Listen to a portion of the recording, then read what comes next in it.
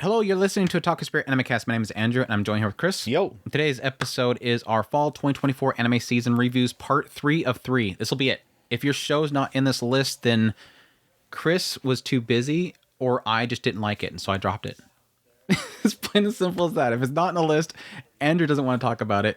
Good luck. Anyways, yes, we have Loner Life in Another World, Ranma 1/2 2024 edition, 2.5 Dimensional Seduction, Natsume's Book of Friends, Season 7. I almost said 4 for some reason. Sengoku Youko, second season, Demon Lord 29.9. Did you get a chance to watch that? No.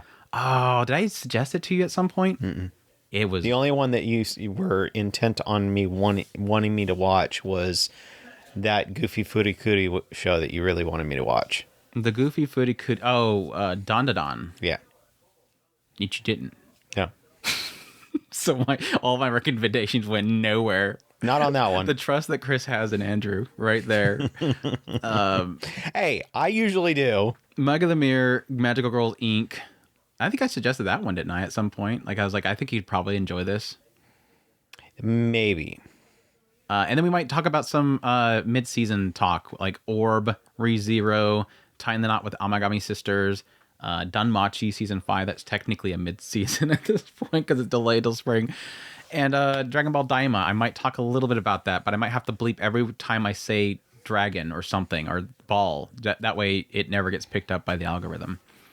But we'll see. But anyways, that's we're at talkspirit.com. That's where you can go for all of our links, social media links, ways to get a hold of us, ways to support us, all that good stuff. Chris has a new microphone, so hopefully everything Everybody can see me now. We're gonna have like a test, and so by the posting of this, we'll know for sure if it's going to work out or not. I've always been afraid to give Chris a microphone like this because he likes to move things around a lot and he likes to get things away from his face. And I'm like, okay, we'll see. Because last week, for those that may have not noticed, around the 2-minute mark, Chris went up to scratch his nose or something. He bumped the microphone, which hit the XLR cable, and that started producing a static. And I didn't know until I went to go edit it, and I'm like, oh crap, the whole recording's ruined. But then thankfully, after like 2 minutes, he went and did it again, and he bumped it again. So thank goodness for Chris not being able to not mess with his nose for 2 minutes. You know, the people who are really crazy have noticed how fidgety I am as it is, so they probably are just, yeah, makes sense. That's the other aspect, because Andrew's got to figure out how to, where's a sweet spot is for his voice, because whenever he gets like super loud, it's suddenly boosh. Yeah, I get excited. But anyways, that's that. We will see how things go. But that all said, let's just dive into it. Let's kick things off with Loner Life in Another World, which Chris, I thought he was watching, but he must have given up. You were like halfway through it or something like that. He got to the point where he's trying to get away constantly. They don't want Haruka to leave, and he keeps sneaking out. Yeah, he kept sneaking out. I was telling at some point I was I guess I thought it was on Crunchyroll, and apparently I didn't notice it because it wasn't popping up in the list. And it was on High Dive. Yeah, it was on High Dive. It was hiding over there on High Dive. Yeah. Bummer. But anyways, Loner Life in Another World, or Hitori Bochi no Isekai Kyoryaku, which is again streamed on High Dive, ran for 12 episodes, done by Hayabusa Film and Passione, based on a light novel. Action, adventure, fantasy is the genres. But yeah, this one opens up with Haruka, who is in this one classroom, and it kind of goes through each of the, students that are there. You have like the jocks group, you got like the nerd group, you got the, student council president, whatnot. But yes, suddenly out of nowhere, a big, massive teleportation circle appears below the classroom. Everybody's like freaking out. It's glowing. Immediately, Haruka knows what it is. And he's like, nope. He jumps into he goes to go out the door. The door's locked. He goes up into the vents. He's like, it won't get me up in the vents. Then shortly later, the circle starts going up into the vent and it grabs him. Mm-hmm. He gets teleported into this white room. And he goes, crap, where is everybody? And then suddenly this old man runs up and says, hey, you're here late. Because yeah, technically everybody else got summoned earlier. You're here late, whatever. And then he wants him to pick a skill off this list, and pretty much all the classmates were there before him, so they got like all the good stuff. And so he's like, crap, everything left is crap. But he's like, after a while, the old man gets sick of him and says, whatever, you can have it all. And he gives him all the remaining crappy skills and then sends him off to this other world where everybody else is at. So he's there all alone, which is great for him because he's always been a loner, hence the name Loner Life. He's a Hitori Bochi character. So yeah, he's all for the idea of just kind of, okay, I'll just do my own thing out here in the middle of nowhere in this forest. Starts doing that. He starts to figure out, crafty ways of using each of his, yes, again, useless skills. But he comes to find out that there's like super useful aspects of them. Like, yeah, there's like a contact lens, and it turns out to be like this crazy good like identification skill that he's able to tell what everything is.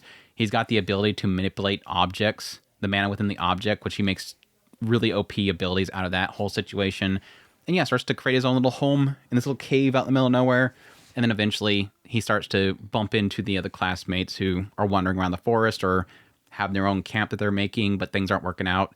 And he gets involved with them because, yes, very quickly, the bad boys decide they all want to get onto the girls. And so, of course, he has to get involved with that whole situation. And then it gets into this whole mess about the nerd boys who were trying to help the situation. They decide to leave on their own because they caused a big mess and yada, yada, yada. Eventually, they get into a nearby town. That's where they start to get, locked into this whole labyrinth that's nearby, the monsters that are coming out of there, and all this kind of crap. So, yeah, that's pretty much the gist of it. Loner Life in Another World. What was your thoughts on it as far as you got? Because, again, you probably got like 6 episodes into it. If you got to the town, then yeah, it's probably like 7 or so episodes, maybe. Yeah, I was enjoying it. I did like the not really OP-ifying him, but he was OP, and I like using kind of the unique skills to do that instead of I'm so sick of Identify being the most OP skill in the entire world, but I did enjoy the kind of using villager skills or using it was like a villager set, and it was like just really good. No, what was great about the villager set is it came with a bag, didn't it? I think so, a storing bag or something like that. And it was just silly little things like that. It was something that was completely off the wall, and you were like, oh, that's kind of cool. So it was trying to do things unique with the systems that it had, and that was kind of fun. I like having the classmates there with the OP skills, and either kind of nullifying them in some way, shape, or form, or causing some kind of a conflict to arise because of it, and not having the protagonist necessarily be either an edgelord using all those super OP evil skills, or being a goody two shoes that is kind of having to stop all the bad guys students. So it was kind of nice to have kind of a refreshing take on it instead. I found him to be a likable character in general, and that's kind of the good thing, because most of the show, well, I would say like a good third of the show, maybe a quarter of the show, was just him just being loner, which is funny because it's Loner Life in Another World, and it seems like he never can get alone. Yeah. Which I guess is a joke. The joke is that he wants to be alone. He finds being with other people a bother, but whenever somebody does show up, it turns into something positive. I'm very mixed on the whole skill aspect of it, because, yeah, I typically don't like the whole, oh, this is the weakest ability, but it's actually the strongest. That whole thing kind of gets frustrating, but at the same time, I do agree with you that I think it's clever, at least how they utilize them. Like the whole idea of like mana infusing things and making them stronger. So he picks up a stick and he can literally infuse it with strength so that it can hit really hard or something like that. That stuff was technically cleverly utilizing them.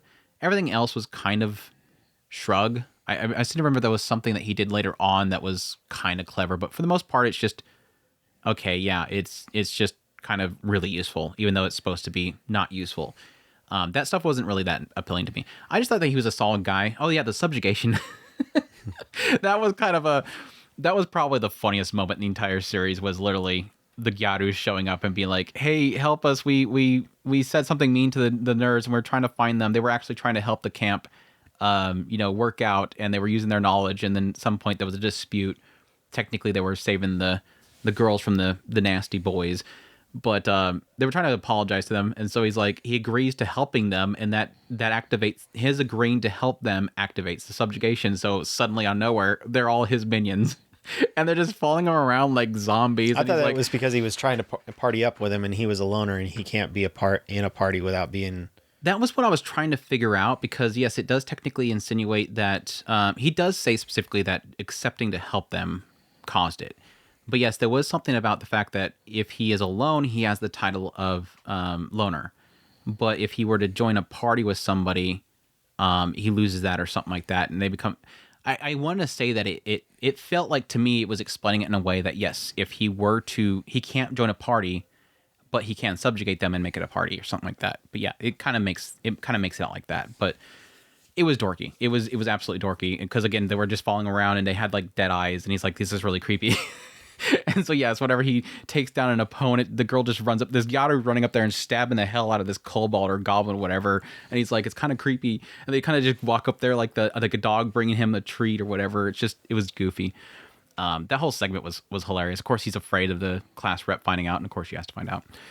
The class rep was great. She was sweet. I thought it was kind of interesting that they get a little bit into like some of the more OP abilities that were with the class. I have to admit, the evil one towards the later part was like, it was one of those moments of like, whatever, this makes no sense, but sure. Super evil classmate character that shows up out of nowhere. I thought that was super cheesy, but everything else was solid. I did like the final arc with the skeleton knight thing that he ends up finding in the bottom of the dungeon. I thought that was kind of cute, but in the end, it's kind of one of those shows where I kind of enjoyed the moment to moment of it, and it had some brief moments of like really laugh out loud moments, but overall it was kind of a super forgettable show.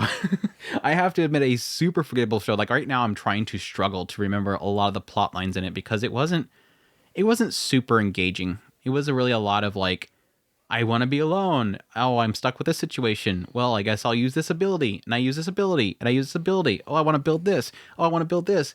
And it kind of just, it has the charm there with the characters, but at the same time, it doesn't really have enough to really make it memorable in the end. It is kind of one of those shows. Overall, it looks decent.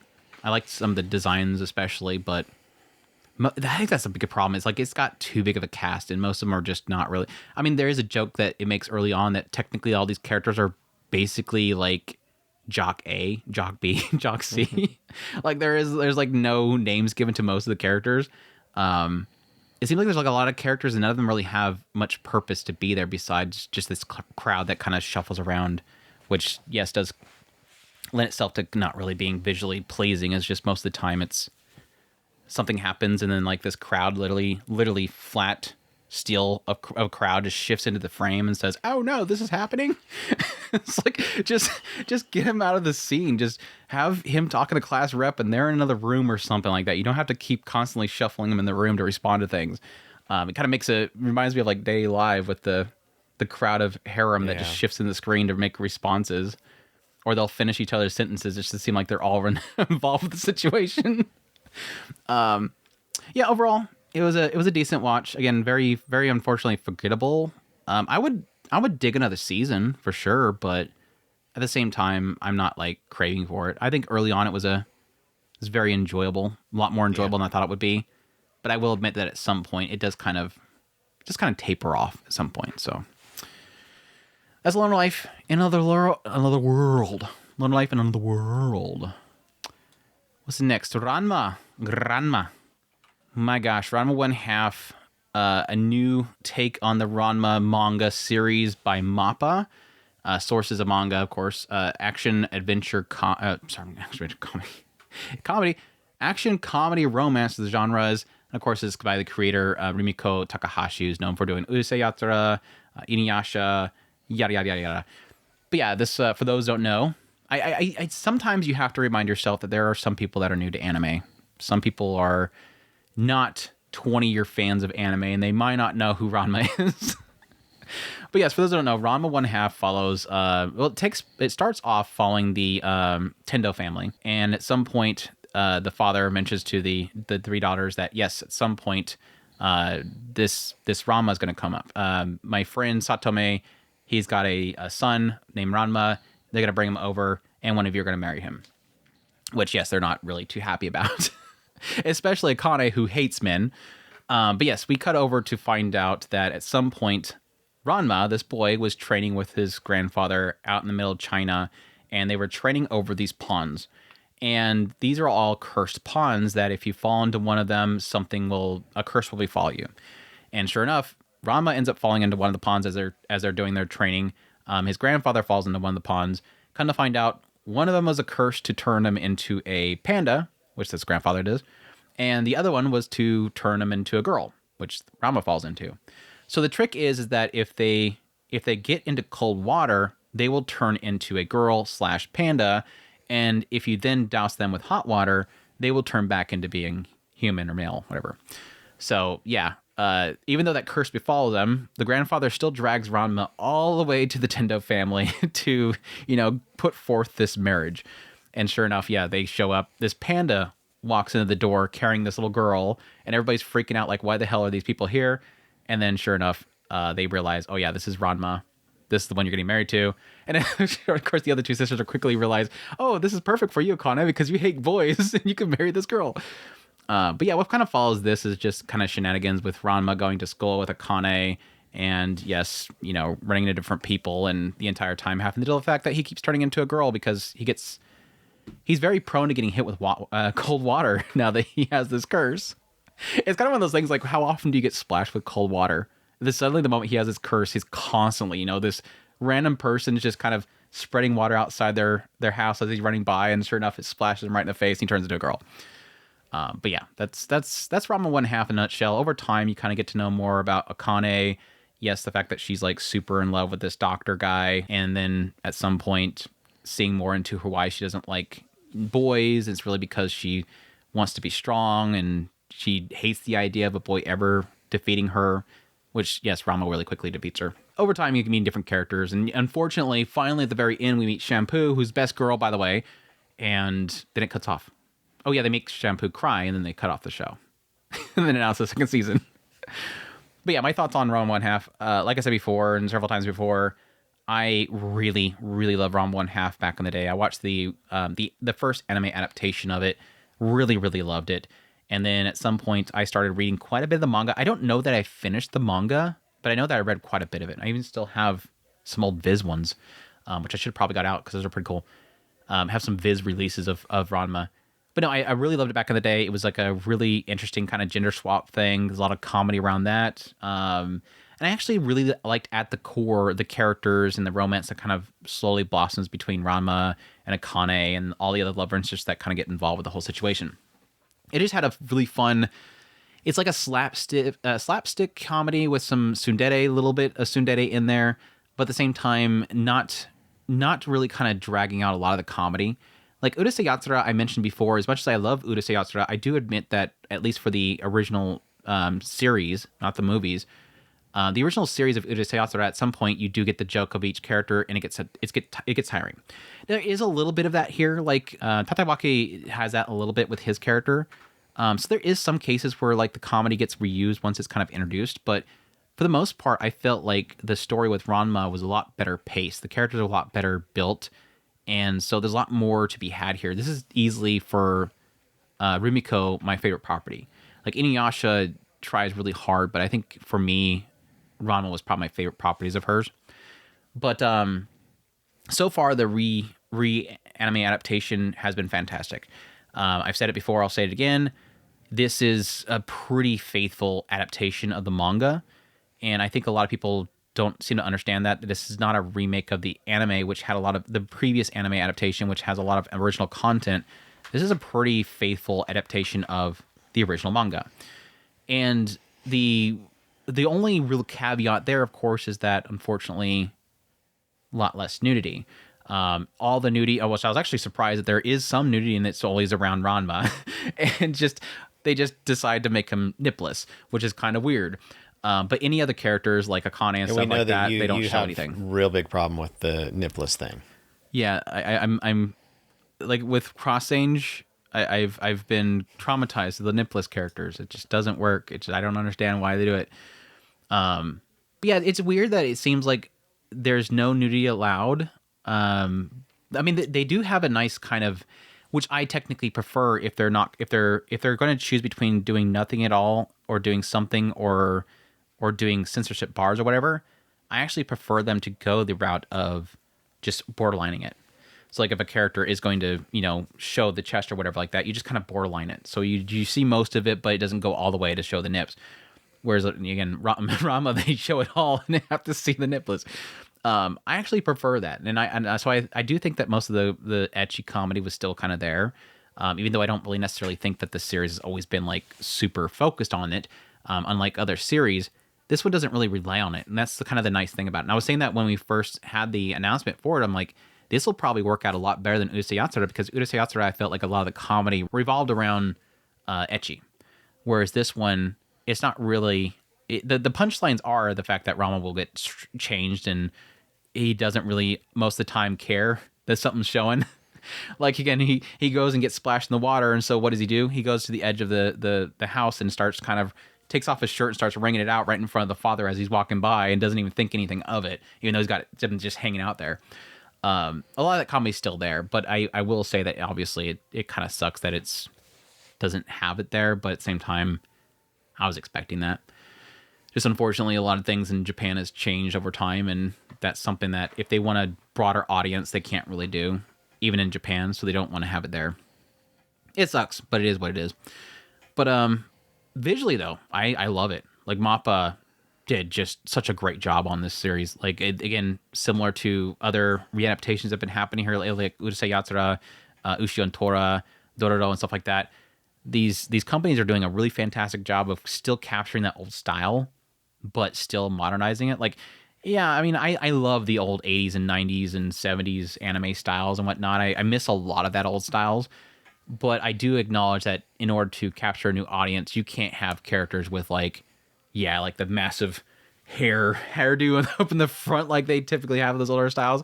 I think they did a good job of still capturing that old style. What's wrong with the pompadour? Bringing it more in. No, it's like that whole aspect of that they don't have a pompadour. It's just that was like a lot of the hairstyles were like that. They just had a lot of body in the front. It wasn't going for a pompadour. It's just they had a lot of body in the front, which is again it was a thing back then. But it looked great. It looks really good. A lot of the action scenes look really good. Great music. Have you ever seen them in the live action ones where they've tried to recreate that pompadour? It looks so stupid. It's like, is that what it's supposed to look like? But yeah, really good stuff. Really loving the characters. And yeah, I like I said before, and it's a bias for me. The moment that Shampoo showed up, I was like, oh my gosh, she's finally here. I forgot how far in she actually was. So when she finally showed up, I was just super excited. And they nailed her character. She was so freaking good. I was afraid that I wouldn't like her this time around. And then sure enough, when she popped up and she's like, Ranma, Kuris, you're going to kill the other Ranma. All that stuff was hilarious. So I'm looking forward to them getting more into her and all this other stuff. So cool stuff. I love it. I'm super happy it's coming back. I'm loving how faithful they are to the original and looking forward to more. I think it's great. It's great. It's Ranma 1/2. Loving it. 2.5 Dimensional Seduction. Yay! I can finally put this one to bed. I don't want to talk about this series ever again. Did I not put 2.5 Dimensional? Did I delete it from my outline? Do I hate 2.5 Dimensional that much? I'm joking. 2.5 Dimensional Seduction or 2.5 Jigen no Ririsa. This one is streaming on High Dive, ran for 24 episodes, done by JC Staff. Sources of manga, comedy, ecchi lol, romance, slice of life. There's some there. There's still a lot in there.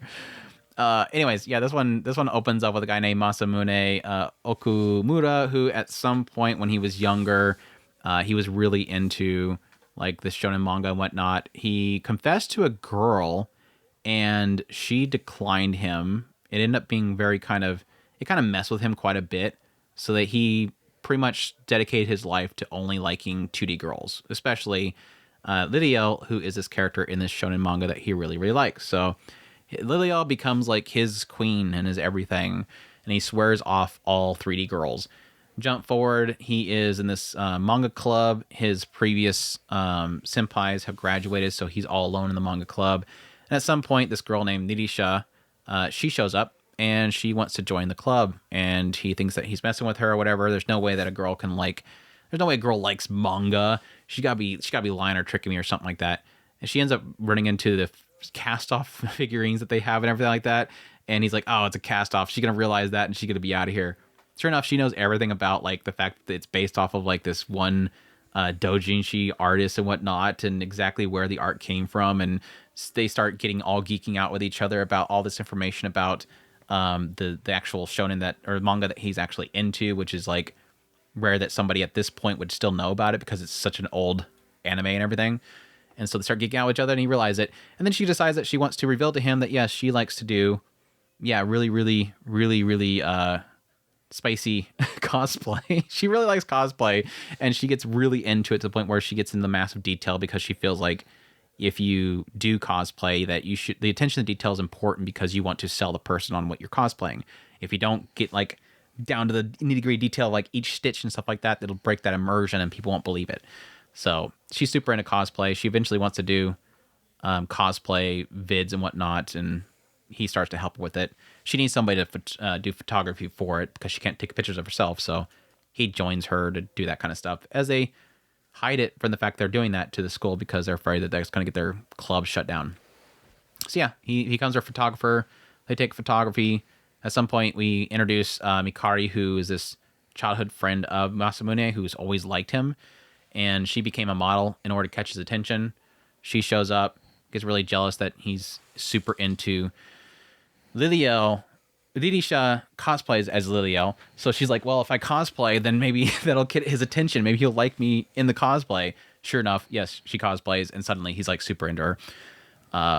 Super into the character, not her. Let's make that perfectly clear. There's a distinction here because that's what a lot of the story is, that he's conflicted because every time they cosplay as Liliel or the other character, I forget what her name is in the show, if they cosplay as them, it gets him super excited and he's really into it, but he's not into 3D people.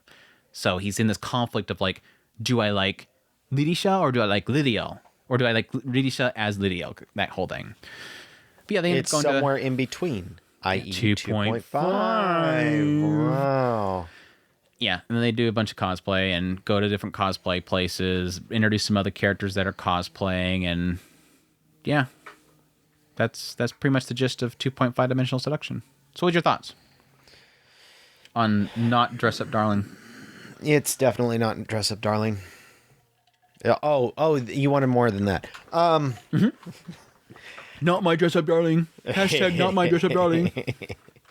No, I liked it at the beginning. Somewhere in the, I don't want to say it was in the Comic-Con time frame. It started getting lost for me. I did like a lot of the new characters. The pulling the entire band together as they started adding new characters. I liked each one of the characters.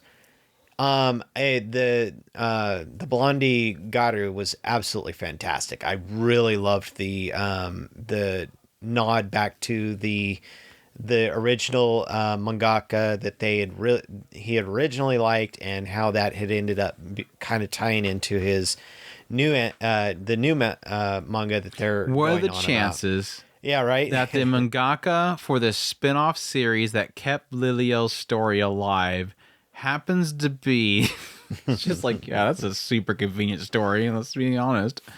But I liked it. I thought that was all a really good drama beat. I thought that they did really fantastic with it. But overall, the Comic-Con, I don't know. I think it was something having to do with the actual, not drama, but the competition between cosplayers. That just didn't work for me. I don't think it really worked with the first one that they did it with, and then when they did it at the Comic-Con. Nagami's thing was like, oh, like that was, I think that was the point where, well, that's literally when I stopped covering the show.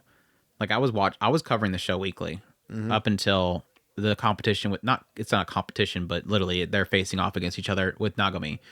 And they have that whole scene where she's over there with her cosplay, and then comes Liliel, and there's like something about like Nagami not like getting along well with a lot of them, especially Mayuta.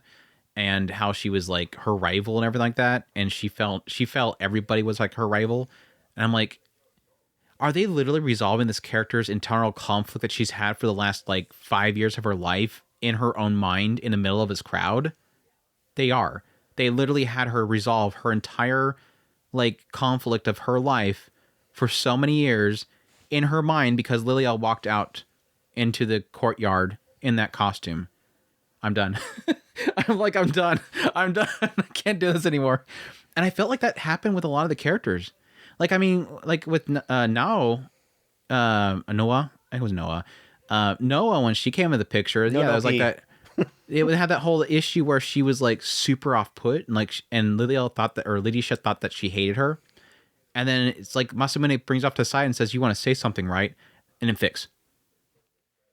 Oh my gosh, these characters' developments. It's bugging me how these people have these lifelong traumas, and it seems like they're fixing just because they see Liliel or Masamune says, "I'll listen." It's like, this doesn't make any sense. There's no build to this stuff. Like, it feels wrong. It feels off. Sorry, I cut you off, but yeah, I kind of agree with you. It feels like once it got in the competitions, it started losing me. Yeah, that was really my biggest kind of. I liked the drama beats. I thought that they were good, solid stories. It didn't feel like the competitions really fit with them, I guess is the best way to put it. And so that was my biggest turn off of the show, but. Outside of that, I mean, the cosplay was fine. The stories were fine. The characters were fine. Generally, I was happy with the show, except for the kind of competition thing that they were doing with all the during all the things. I did like the cosplay itself, just not the kind of weird things that they were doing. Yeah, I think every time they actually did the cosplay events is where it kind of lost me most of the time. Mm-hmm. And that's really because the characters are kind of isolated in the situation. They can't communicate with each other, but it still feels like they want to do a lot of the development with those moments. Mm-hmm. Especially like Lidisha. Most every single one of her moments is kind of a during or a result of some sort of photo shoot. And suddenly it's like, oh, we're getting deep into her character. I don't know. It's the flashing of the cameras. The flashing of the cameras, for whatever reason, the flashing of the cameras makes drama things happen and fix. It's the strobe light effect. It's like I was actually seeing this one psychiatrist at some point, and he just came out with a flasher and started flashing you. He had this this like LED light that was like right above my head, and he's like, "So tell me what's going on with you." And I'm like, "Well, see, sir." And all of a sudden he hits this button, and like massive amounts of lumens just hit me in the freaking face. It felt like the temperature raised like 5 degrees, even though it was a flash of the light. That's how hot it was. No, anyways, joking. Anyways, yeah, again, I really don't want to talk about this show because I feel like I don't like talking about shows or I'm negative on it because I just feel like I don't really add much to it. I was okay on the show at first. I found the characters to be charming. I liked Masamune, even though he's got the Tashkani voice guy, and I hate his guts. And he did have like some overreactions early on. I like how they kind of tone that stuff out very quickly. Because like the first few episodes, I thought he was gonna be obnoxious, but thankfully he's not. He wasn't in his noise I thought he would be. But I like every once in a while you hear that Tashkani come out. Yeah, his chemistry with Lidisha was solid. I loved Mikari. Like, oh my gosh, I just adore Mikari. Mikari's probably the reason why I won't continue. If this were to like continue on, I probably wouldn't want to watch it just because I know that they're already getting that fact where she's going to get shut down quick. Even though she's been like dedicating her entire life to his attention, and she's getting bumped off to the side like nothing. And the show did it too. Like, she literally shows up. I'm like, oh, I love her chemistry with them. Like, the three of them were fantastic chemistry. And then Mikari disappears for like, it feels like 18 episodes. And she shows up at the very end again. Which to the story, because her manager wouldn't let her cosplay with them, even though she really badly wanted to, and they were doing the cosplay stuff. And then she eventually tricks them into allowing it, which anyway. I love that. I love that whole thing. Like, oh yeah, I'm thinking about doing this. And then she posted on social media. It's like, oh, can't not do it now. But I like their character and the chemistry. And I was even one of the people that were defending the series early on because of the lack of ecchi. I felt like it was doing enough. Like, it wasn't as obviously as spicy as the manga. The manga is very spicy with its ecchi. But the anime was toning it down a lot. And I didn't mind it because I think, again, similar to the Ranma thing, I think it showed enough. Like the earlier shots with her, she's like, in the manga, she literally wants to, be bent over and show her butt and have a picture taken of it because that's what they did in the shonen manga. So there's a story element of the ecchi. Like there's a reason why she wants to do the ecchi is because she wants to personify the manga, and the manga had plenty of it. So there was actually a reason for the ecchi. It's canonical, people. That's like the whole like touching thing that her and Mikari had to do. It's like, oh yeah, this is canon. They have to touch each other to transfer the mana or whatever. I loved it. I thought it was great early on. The ecchi was enough, and I really enjoyed it. But then, yeah, at some point they cut pretty much most of the ecchi out. Like it got dried up real quick, and the manga doesn't really. The manga keeps doing it, and so it felt like it got toned down so significantly to the point where it just felt very dry. Not that I need the ecchi, but I do feel like a lot of the comedy and the chemistry with the characters was around the ecchi. Like it was a part of their whole chemistry and goofy things they're doing. Without the ecchi and everything like that, it's not as if it's ruined. I think a lot what ruins the show for me, and like I mentioned before, it's really when, for me, I got a fatigue around the point where Nagami came out.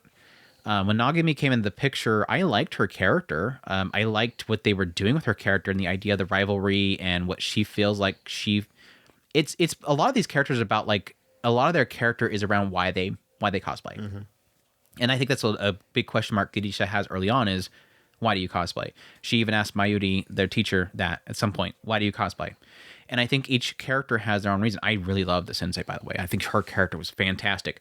It sucks that they cut pretty much everything with her and Eddie out, because her and her old partner in cosplay, there's quite a few chapters that were really implying what's going on between the two of them. And it sucked they cut most of that stuff out. Eddie did come in the picture later on again, but it sucks that they cut most of that stuff out.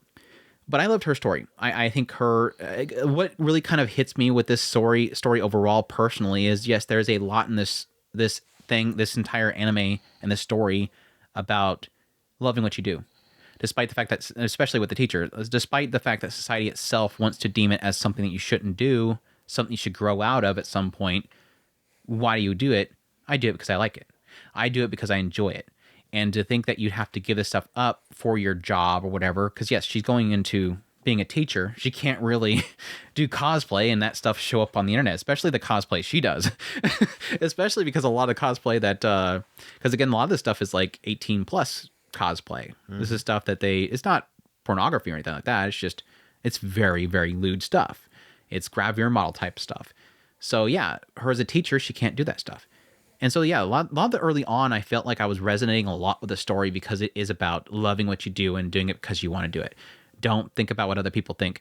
Lirisha has a lot of that feel, whereas Masamune is very kind of closed off about his love for Lidiel and stuff like that and keeping it to himself.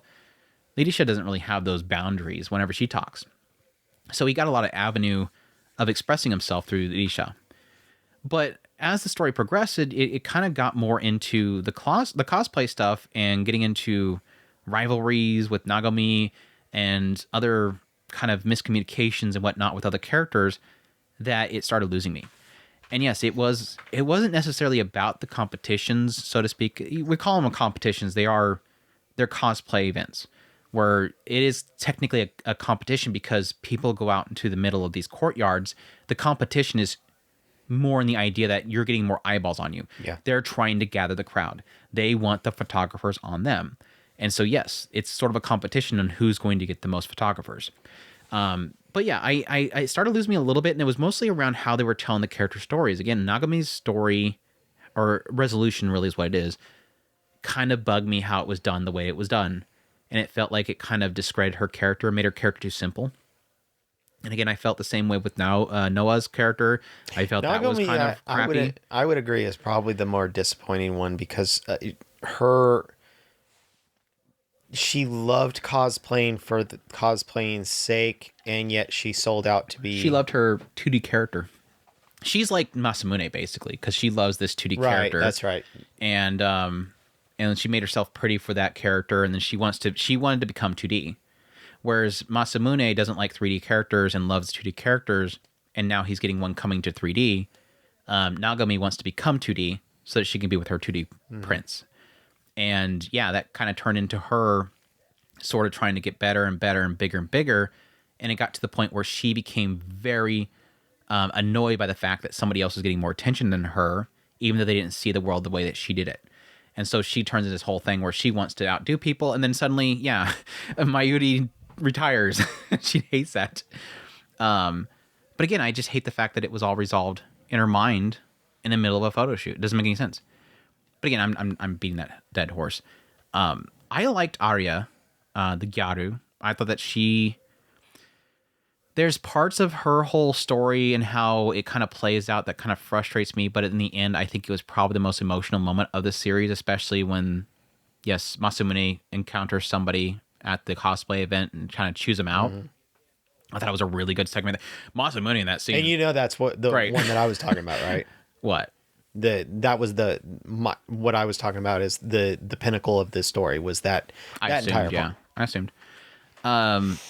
That whole bit was really, really good. But it that kind of shifted into the final little segment there, which kind of, to be honest, I'm mixed on. Like there is the final little segment there kind of hits heavily on, out of nowhere, we're going to bring Masamune back up to the forefront.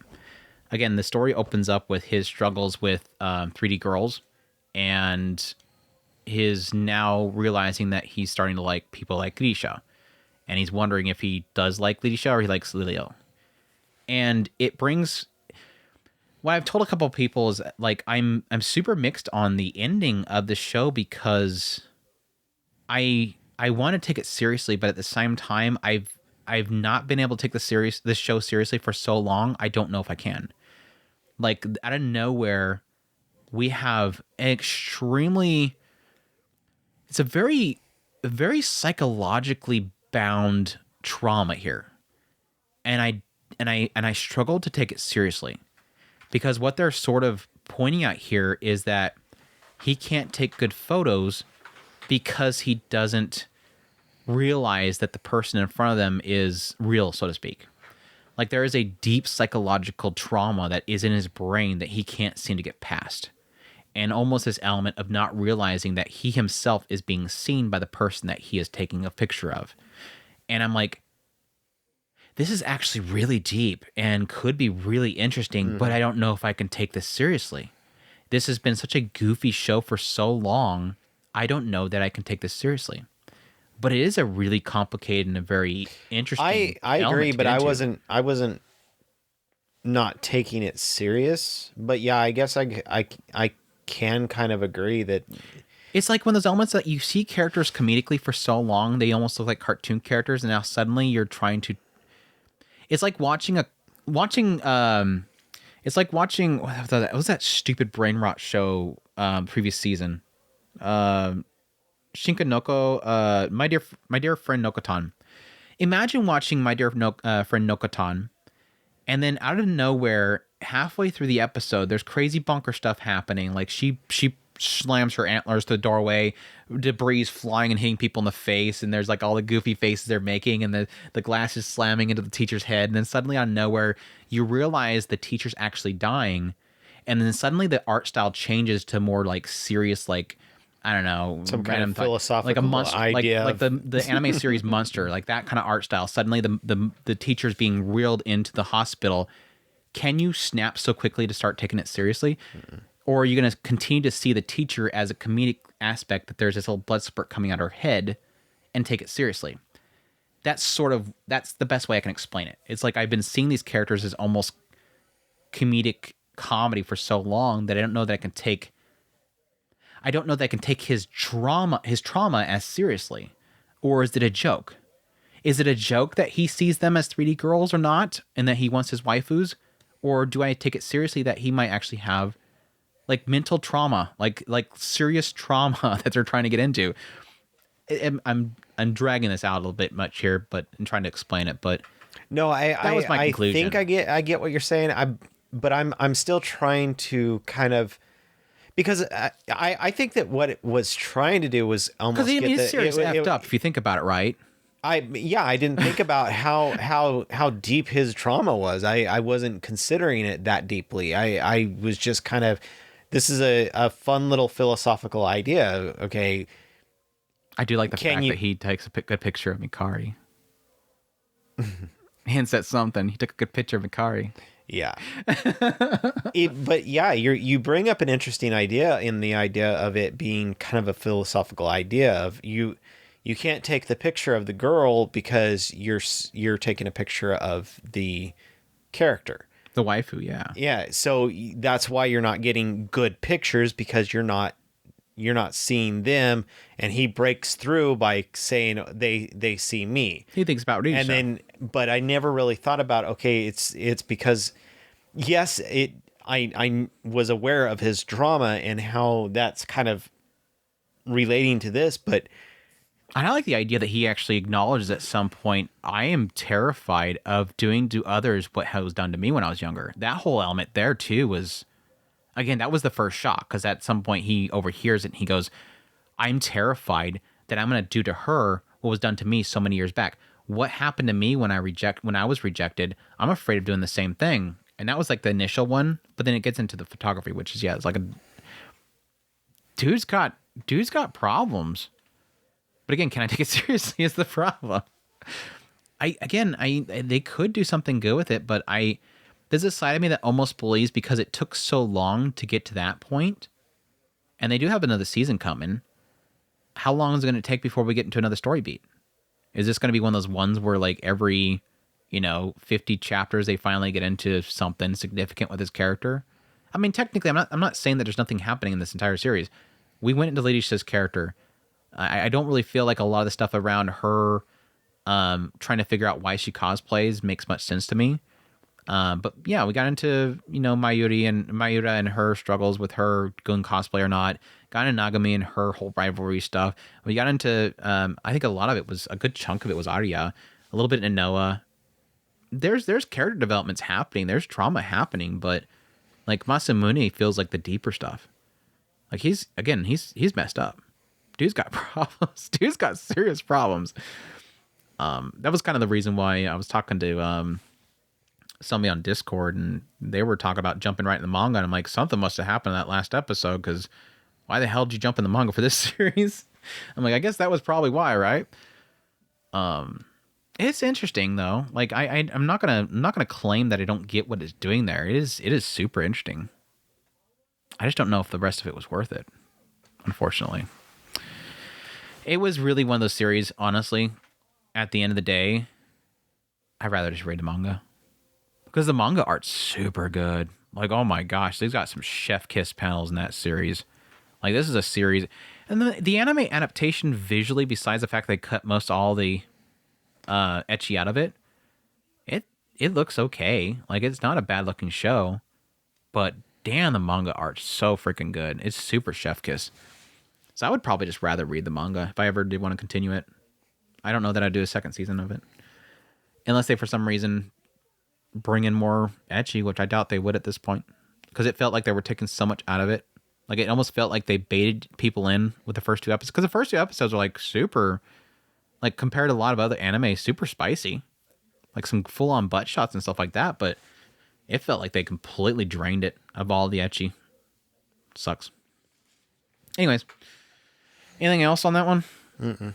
That's 2.5 Dimensional Seduction. I felt the comedy early on was super good too. Yeah. That's what sucks. Because it dries up as well. A lot of the comedy dries up. Anywho. What else? I'm on the wrong screen because I went back to summer. We have Natsume's Book of Friends, seventh season. I said second this time. I don't know why. Apparently, my brain blends all Natsume's Book of Friends seasons together when I'm trying to read the title. Natsume's Book of Friends, or Natsume Yojinsho Shishi. This one is streaming on Crunchyroll for 12 episodes, done by Shuka. These sources of manga, the genres are drama, fantasy, slice of life, supernatural.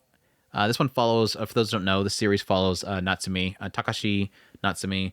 And he discovers this book that was left behind by his grandmother, Reiko Natsume, and it's called the Book of Friends. And the whole idea here is that his grandmother, Reiko, she used to travel around and challenge different yokai to different challenges or different competitions. And whoever would win, if she were to win, she wanted the yokai to give their name to her. And then she would put that name into this booklet. And it essentially does technically grant her control over them. And then cut forward now, Natsume has discovered this booklet, or this book of friends. And now suddenly out of nowhere, yokai show up and they want to claim their names back. And so he'll end up giving back their names. And it kind of turns into a story beat where you'll typically have, like, most of the episodes are either kind of getting into a lot of his friends and family and people nearby, or he'll end up stumbling upon one of these yokai or spirits or whatever and kind of look a little bit into, you know, their story, how they met Reiko at some point and how they lost their name. And then Natsume will end up restoring their name back to them. And that's kind of the gist for the series most of overall. They gets into a lot of the other clans as well that are like clans of exorcists and whatnot, and how they handle the yokai, bad yokai and whatnot. So that's it. And yes, he is also joined by Nyanko Sensei, who badly wants the book for himself. And then becomes his cute little companion, Nyanko Sensei, that hangs out with him all the time. But yeah, this series I've always loved. For the last 6 seasons of it has been absolutely fantastic. Some of the most emotional storytelling I've ever seen, with especially yokai type of storytelling, which there's a lot of series like this where it's a character that gets involved with different yokai spirits and whatnot, and, you know, getting to the stories of how the yokai itself exists. This is what definitely been one of the ones that I have loved the most as a yokai focused story. It has great characters, great chemistry between the characters. I love Natsume and Nyanko's chemistry always, and a lot of the characters that are surrounding them. I will admit, 7th season was not my favorite. Like, most all the seasons of Natsume Book of Friends have always been pretty much 9 to 10 out of 10 series for me, whereas this one has not been my favorite. Not to say that it's a bad thing. It just kind of puts it in that realm of like an 8. So it's like the lowest out of all of them, which is still great. My problem with this season overall is that it just was, most of the stories themselves weren't like super emotional. Whereas like I've had seasons like, I think it was the 6th season. I think most all those episodes kind of had me like extremely emotional, or at least tearing up in the eyes. This one wasn't really like that. This season was, which I guess is a good thing. Like, it was like a pretty chill season overall because I didn't have crying all the time. But I will say this season had probably one of the best episodes of the series overall, and that's really because it finally got into Reiko's origin story. Like, it finally got into how the Book of Friends was created, which I thought was really cool. Plus, it had Kendra Suda was narrating the whole episode. It's like the episode starts with a yokai showing up that has Kendra Suda's voice, and then he actually is the guy that watched when Reiko first made the Book of Friends. I'm like, oh, cool. I get to hear Kendra Suda talk about this. So it was like easily one of the best episodes. I mean, there's a lot of really good episodes in this season overall. Like, I liked the library episode. There was the episode with the puppet, which I thought was really creative what they did there. There's still a lot of really good episodes in this season, but again, it's just not, it wasn't up to the like high caliber that I expect from the series overall. So I hope that, the reason why I bring that up really is because I hope that doesn't mean that the writer has finally kind of got to the point where they should probably wrap it up.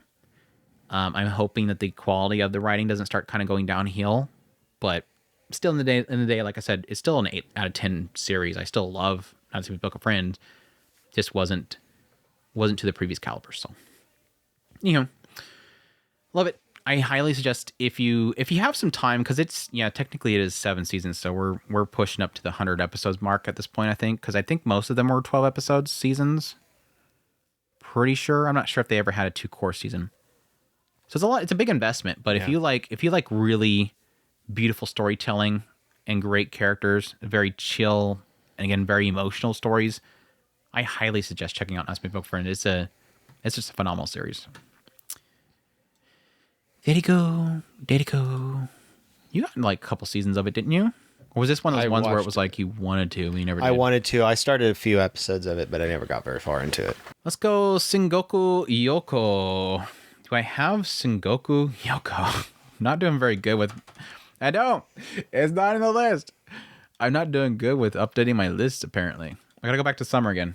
Sengoku Youko 2nd season, Senma Kontonhin. This one ran on Crunchyroll. I think it was 30. I think it was overall, like the 2 seasons was 37 episodes. But anyways, it ran for 2 cores, done by Studio White Fox, based on a manga, and the genres are action, adventure, fantasy. And it was, of course, the creator was Satoshi Mizukami, who's known for doing Planet With and Biscuit Hammer. And yeah, I don't know where to start with this story. It does obviously pick up where the previous season left off. We had quite a bit of a story, a time skip here, because we had pretty much transitioning from following Tama, who was a yokai, Jinka, who was a guy that wanted to become a yokai and hated humans, and then Shinsuke, who was this samurai that was trying to get stronger and was seeking the help of Tama and Jinka in order to get himself stronger. And we got into this whole element where it kind of just went down this massive spiral where you had people trying to meld humans with yokai in this world, and they were trying to put a stop to that stuff. And then at some point, Jinka like gets so powerful that he's able to actually become a yokai, and that's where he transforms into this like multi-tailed crazy yokai that is going to threaten the world. And then jump forward, now we're following Shinsuke, and he is trying to take care of Senya, who was a bad guy from the first season, who's now lost his memories, and he's now struggling with his own inner demons, which he's essentially a person that has had like massive amounts of yokai like literally implanted into him. So in his own mind, he's constantly struggling with all these yokai that want to take control or want to boss him around or whatever. So yeah, Shinsuke is basically taking care of Senya, training him, and then we get into basically going to help Tama and taking down Jinka and saving him. And then we get into like the inclusion of the Void People, which are like somehow tied to Senya, and they essentially are manipulating yokai by messing with their spirits in this void world, all that kind of crazy stuff. So that's a great way of explaining this story's crazy. Which that technically gets into my opinions of Sengoku Youko overall. I like the first season. I don't think it's like a masterpiece like I felt like Planet With was. But I do really like a lot about the first season. I like Tama and Jinka's stories. I kind of really hated Shinsuke. He's okay in this season, which that really terrified me because he was like the main character of this new season. I'm like, oh crap, I hate Shinsuke. I don't want him to be like technically Senya's the main character. I like the first season, and I was very curious how the second season was going to play out. I have to admit, a lot of the second season I didn't like. And that was really because I did like Senya's story. I like Tsukiko. I like tying back into Senya's father and all that stuff. I want to say it's a lot of the Void People stuff I felt like was such a waste of time. Like there was all this stuff with the Void People felt like such a waste of time. They got into this whole stuff with this, the leader of the area and stuff like that I felt was a waste as well. But once they finally kind of tied it back into Senya's father and going towards Jinka and getting that whole stuff resolved, I thought it kind of pivot back to kind of correcting itself quite a bit. And I felt like the ending was really, really solid. Like it was a very satisfying ending to the story overall. And I loved how they, unlike a lot of other series, actually did like a jump forward to kind of see where they progress to, where everybody ends up in the end. That I thought was, again, another thing that kind of made it very, very satisfying. But yeah, overall, I did feel like the second season was a bit of a flop for me in general sense, because again, this is a 2-core series, and I felt like a good chunk of it was just, I was kind of checking out quite a bit of it. But in the end, the series as a whole, I thought it was a solid franchise. Just quite an investment for how much of it is kind of a flop. That's my final thoughts on Sengoku Youko. I wonder how many more of Satoshi Mizukami stuff has left to adapt. Because we've had like 3 adaptations of his stuff here recently. Demon Lord 2099. This one, I need another season. I don't think they've announced another season of this one yet, and I really do need it. Demon Lord 2099, Mao 2099, streaming on Crunchyroll for 12 episodes, done by JC Staff, source of light novel, action, drama, fantasy, sci-fi. For those who don't know, this one opens up with Veltol, the Demon Lord dude, and at some point the hero has arrived and is kicking his butt and eventually defeats him. And then jump forward in time, Veltal has finally reincarnated, and Machina, his trusted companion, shows up before him and is waiting for him for that designated day that he'd be reborn. And she then kind of introduces him to how the world has changed, which has changed a lot. In the many years that he has been slumbering, the world has changed quite a bit.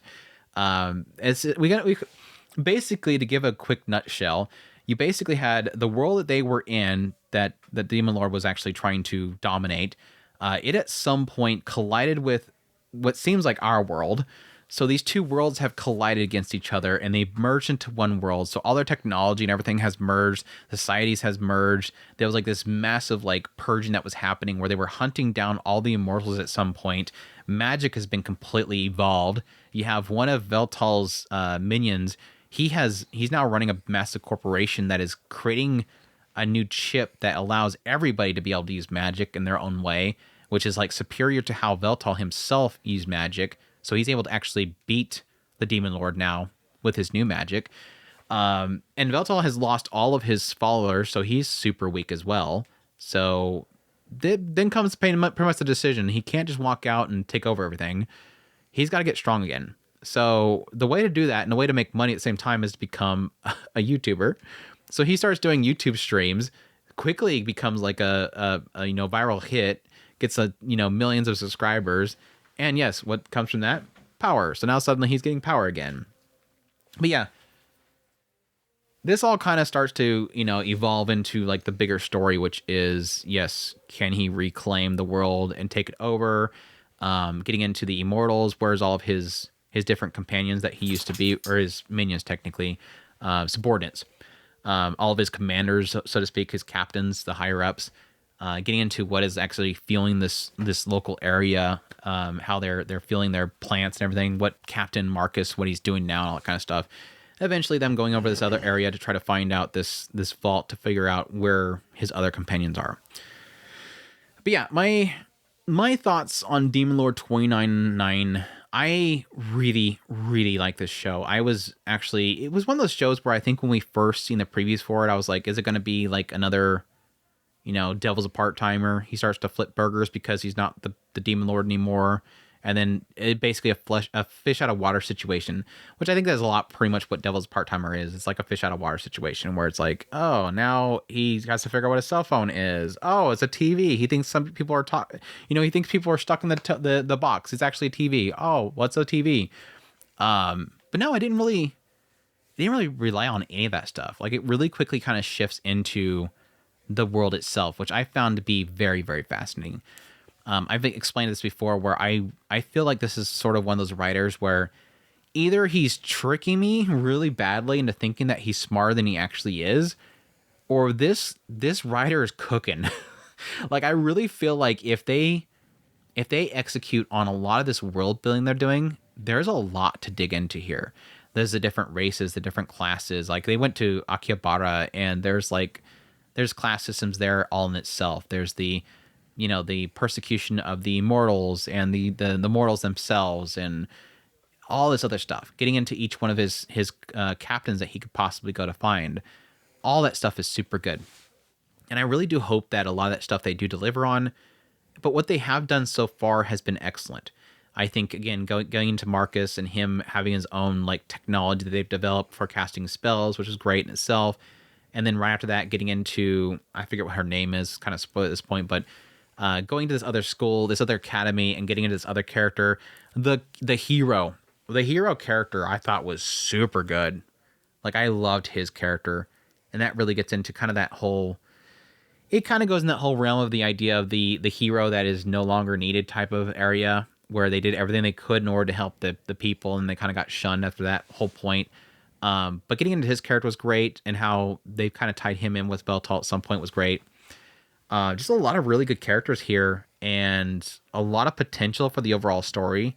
And what they have kind of hit on, I really enjoyed. It has me super excited for where this series could possibly go into next. It's just a very interesting, intriguing, and realized world overall. And again, I hope they do more. But yeah, I loved it. Overall, really, really loved it.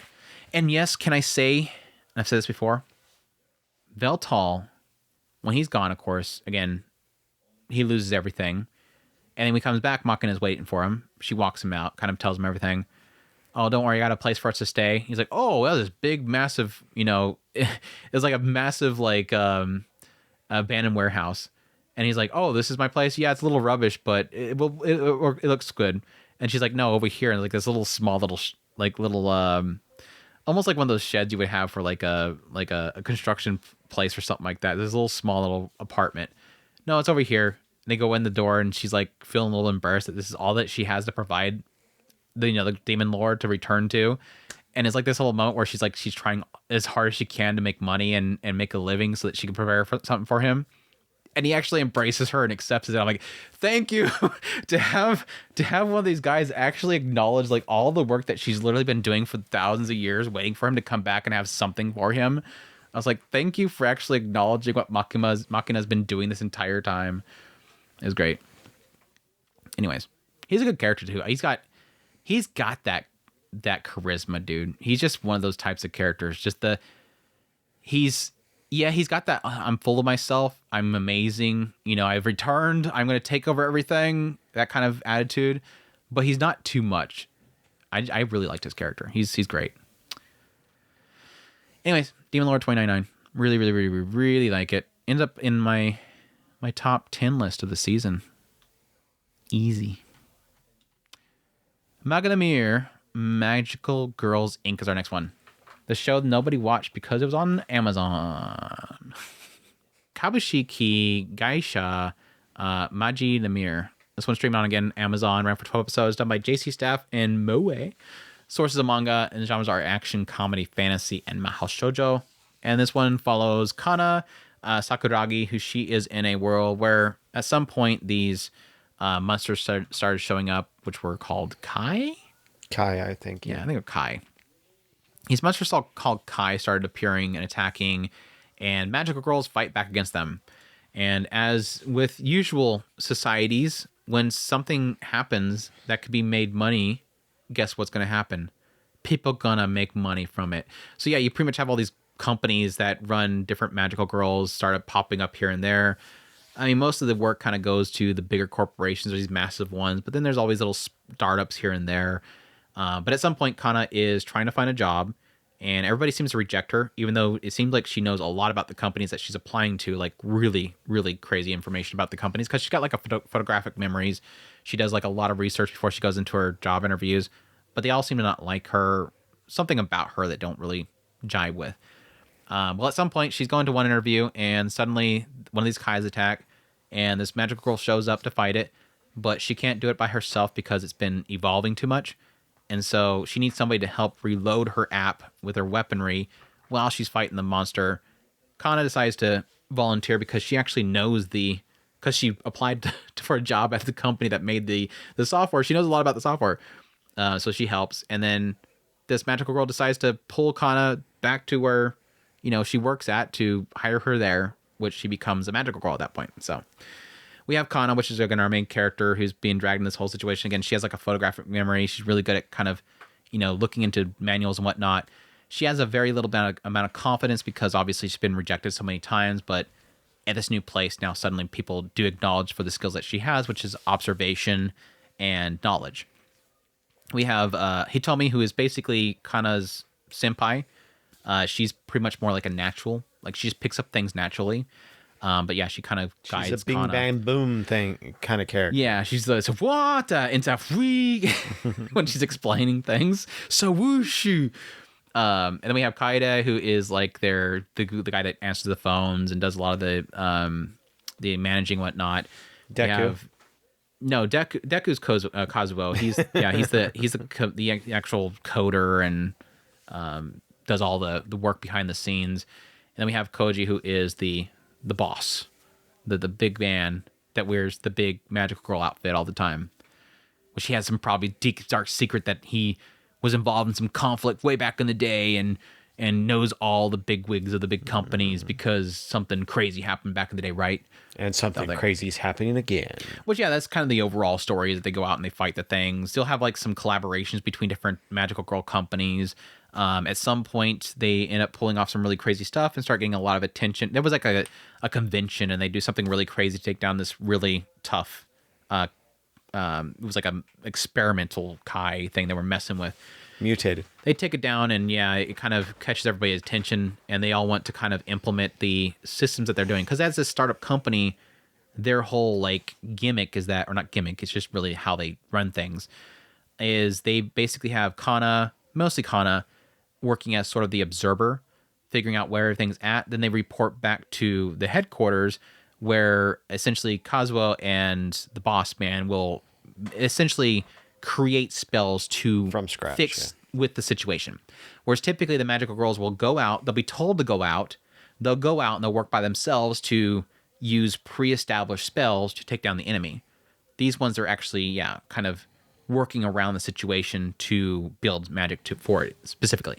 So basically, Koji, the manager, will essentially make the spell, and then Kazuo will program it into their weaponry, because everything's pretty much programmed in this. Like, all their magic's like programs. Kazuo will actually code it out and send it over. So yeah, they're trying to establish that with other companies. And yeah, that gets into the overall story, which is that, shocker here, the Kai are evolving, and this could turn into a big disaster that kind of could have been happened in the past, ? So there you go. Thoughts? Review? Yes or no? Yes. There you go. I like this show. I think that I like this show. I think it does some very interesting things with the corporatization of the magical girls. I think it has some fascinating systems going on in the world. I like the characters.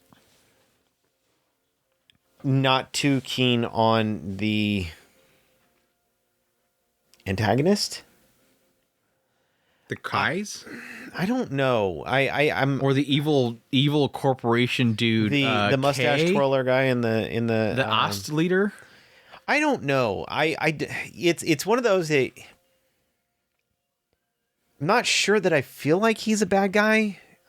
He's corporatization on crack, obviously, but All about results. yeah, results. It's all about results. And so he sounds like he's uncaring and all that crap. And it's You were late twice. Pack up your bags and get out of here. get out of here girl. like now. So it feels like there's a story that's kind of coming together, and I'm very interested. I think that really what my problem with this is, I feel like it got cut off too soon.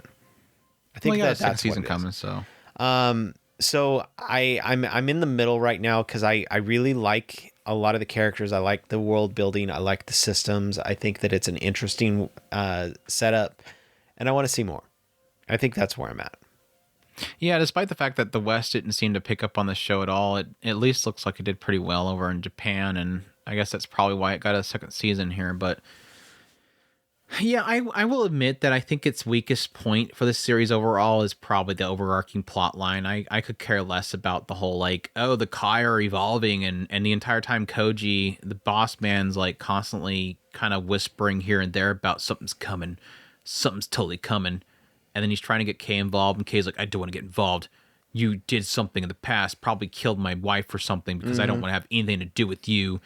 I really did joke around at some point, and I'm kind of starting to think it's more and more true, is that I'm guessing that the manager his wife was probably a magical girl, and probably the asked manager, Kay, he probably liked her too. And the wife probably died as a magical girl to probably stop the last time the Kay were the Kai were evolving, and she sacrificed herself to save them. That's sort of where I'm going with the assumption where the story's going to go from here. And again, I really don't care. Like, I think the overall story is probably the weakest of the aspect of the entire story, especially which is fine, because it's rarely a focus. Like, they jump over to Kay every now and then. He's all about, results. Moving on. And then again, Koji calls out to him, we need your help with this. No. cut forward. Like it's barely present. Did you talk to him? Most of the No, I didn't talk to him. He doesn't want to talk to me. most of the like focus overall is just really in Kana and her experiences being a part of this little small startup and the oddities about how they run things and how everybody has their own methods. And then when they do the collaborations with the other groups, it's all about like how each magical girl sees things differently. And yeah, because like there's magical girls as a business is sort of a big thing in this world. You have like different brands that are like co-opting to have magical girls. Like you have a beauty brand that has a magical department, and so it's a lot about like advertising the actual cosmetics and whatnot. At the same time, they go out and do magical girl stuff. And yeah, we very briefly had a snippet with the biggest corporation, which is Ast, having their magical show up, and she's a robot basically. Oh, they're gonna do that whole thing. She's the robot character that don't think about emotions, just do your job, press the button. So it gets a little bit into like how each person sees being a magical girl and stuff like that, which is fine. I just liked Kana's character. I liked Magilumiere overall. Like Magilumiere's group, I liked all the characters there.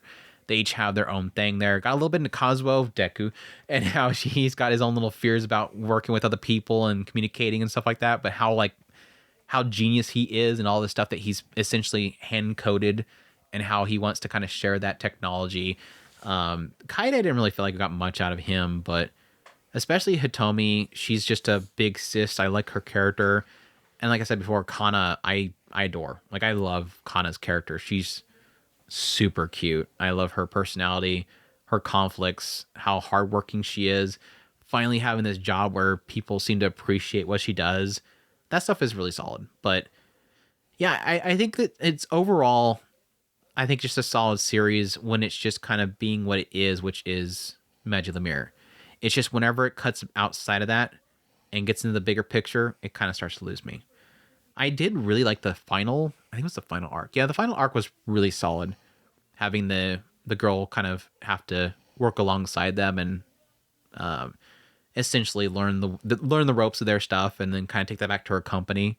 I thought that was a good little bit there because it kind of showed how much Kana grew. So I think it was it's one of those ones where like if you needed like a really good final arc to a show like this without it being an ending, because obviously again we're gonna have at least 2 seasons of this. I think it was a solid way of ending this season because it kind of shows how much Kana has grown and how she basically does for somebody else what Hitomi has done for her for so long, which is guiding her and whatnot. I thought it was solid. So I really did like the series visually. It was solid as well. I wasn't really expecting too much visually. I mean, it uses CGI a little bit here and there, but I think overall it's a visually good looking show. So I enjoyed it. I really did. Her little karaoke moment was great. her doing karaoke was super cute. Yeah, I liked it. Magilumiere, looking forward to season 2. I don't think we have even a date for that. We usually don't. We'll see. That's it. That's it for the new shows. I think Dragon Ball Daima is still continuing on, so these are all continuing shows. Let's kick off with our again. We're not going to do like full on reviews here because again these shows are continuing into the next season, but just giving our thoughts on this show overall so far. Orb, absolutely loving it. For those who don't know, Orb basically takes place where during the time period where we're trying to astronomers are trying to figure out like the universe itself and how the Earth itself fits within the universe, and you have these groups of people that are branded as heretics trying to discover the truth, which is that yes, the Earth itself is not the the baseline of the universe. It's actually flowing within the universe itself and sowing in that whole kind of theory. And at the same time, the church itself not liking people spreading this heretical thoughts, and so how these people are driven by their desire to seek out the truth and be the scholars they are, and that thirst for knowledge, while at the same time trying to avoid inquisitors who will upon investigating that they're spreading heretical thoughts, or at least looking into heretical thoughts, they're going to get burnt at the stake because they feel like they are being tricked by devils to misguide and create chaos within society. And so, early on, we follow Raphael, who is He's going to go into theology just to kind of fit in with society, go with the safest route. But then he quickly gets, he meets a guy named Hubert who was branded a heretic at some point, but recanted, so he was allowed to be set free again. And this Hubert quickly drags him into this theory that he has, which is the idea of the universe itself and how it's kind of flowing with Earth itself. And like I said before, I've really loved this series so far in its portrayal of inspiration and the thirst for knowledge that scholars have, despite the fact that, again, one wrong step and you're literally going to get burnt at the stake. These people cannot help the thirst for the truth and what they want to seek out. And I think that the way they portrayed that desire is phenomenal. The dread of facing the Inquisitors and just the cat and mouse game that a lot of these characters are playing, even though they don't want to, they're kind of forced to have to play, has all been beautifully portrayed. Badeni here recently was a phenomenal character to get into. He is just kind of a person that doesn't want to share in his own knowledge, but yet he wants to discover, he wants to fix the errors that are in a lot of the scale models and whatnot that people have that are constantly being spread about the Earth itself and how the universe itself's obviously circulating around the Earth that they believe. He sees all the errors and the calculations that don't work. Like, how does, what the hell's the term for retrograde motion? Stuff like that doesn't make any sense, and trying to explain why that stuff happens is something that he can't help but try to seek out, despite the fact that in often cases that gets him reprimanded. He's like, here, give me my lashing so I can get back to researching again. Is that kind of stuff. But Badeni's character was great because he was often looking down upon commoners and had his own way of kind of going about research, and seeing how his character evolves over time was so beautifully done. Just so many great characters. The portrayal of it, the visual quality of it, a lot of the stuff in the series has been just top notch. If I had one complaint, and I kind of agree with people on this, but at the same time, I don't really see that it bothers me as I'm watching the show. I will admit the show is like overall a very visually dark show. Like, it feels like every scene of this show is in the dark. It's at night. And, like, yeah, literally, it's almost like it's always in a dark room. It's always nighttime. Like, do these people ever go outside? Is it ever daytime in the series? It's a very visually dark show. Not like, I mean, yes, it does get dark. It's in the dark ages, Andrew, obviously. Right. And yeah, I can see this. There's a couple scenes that are very kind of thematically hard to get through because obviously Inquisitors like to inquisit. They like to torture people. So there is a couple scenes that are kind of hard to watch. Especially like here a couple episodes ago was that was a tough one. That was immediately a tough one. But it's super good. Like, the story is so good. The characters are so good. I'm super hyped every single week for this show to come out. It's just that good. So it's easily like a sleeper hit of the season. I wish more people were talking about it, but it is what it is. That's Orb so far. ReZERO. Kind of feels like it's been 5 months since the 8th episode of this show came out. I hate this release schedule. Right. Like, we had 80 episodes, it cut off, and now, shoot, I guess it's like, what, another 3 weeks away? When was it coming back? The 12th, I think? So we got 1, 2, 3, 4, 5 more weeks before the next episode comes out, I think. Ugh. Absolutely phenomenal season overall. I mean, again, nothing really as much has changed since I think we did our first impressions talk about this show like 5 episodes in or something like that, or maybe 4 episodes in. Yeah, pretty much. But yeah, sort of semi spoilers here because you can't really talk about this season without getting into something. So I guess if you have not watched ReZERO and you're afraid of spoilers, you can jump forward to the next timestamp. But yeah, I love Capella. And I love I love Capella's introduction. I love Priscilla. They've been phenomenal characters. I don't know that I know that we were theorizing on what the witch would be that they're currently looking for. I think they've pretty much all but confirmed it was. Yeah. It was Tama. Yeah, Typhoon, Pride. Yeah. It was well, at least it had the crown and everything, the flower crown and everything. So my assumption it was Typhoon or Pride.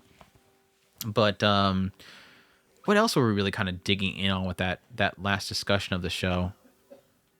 I think most of my theories around who Liliana was has pretty much been killed at this point. I had some crazy theories about her being Capella, because she was like feeding into. Well, I mean, they did reveal the fact that she's able to kind of see into people's very desires. interesting power. Yeah, they did eventually get into the fact that she could see those desires. So they did technically play into what my theory was, that when he first shows up, she was singing to the people. And then the moment that, everything happened with him, she started singing about like some age gap / possibly just love difference between two individuals that they were getting into. And then, yeah, later on singing about the Sword Saint while they're literally having this whole confrontation about the grandfather and the grandson. That was finally revealed between them two, which was kind of hard to kind of sit through. Finally getting into why he basically did what he did around Reinhard, because that was like a big concern I had, was like, why is he so, what did he do to Reinhard? Why is there a separation here? It was literally because the moment she went on that battlefield, he took her blessing. I was like, oh, that sucks, dude. Okay, now it makes sense to me. I'm like, because again, my theory was like, did he get involved with this kidnapping of this royal family member or something like that? And no, it was this. Okay, then what was the whole royal family member crap stuff about? I'm sure they'll bring that stuff back up again. But yeah, that was an oof moment. The moment they finally revealed that, I'm like, oh, I would feel as Reinhardt. That would suck to know that, like that transferred over to you, and that you. It's not that it's anybody's fault. Like, that's the stupid thing. It's like it's not as if it's his fault.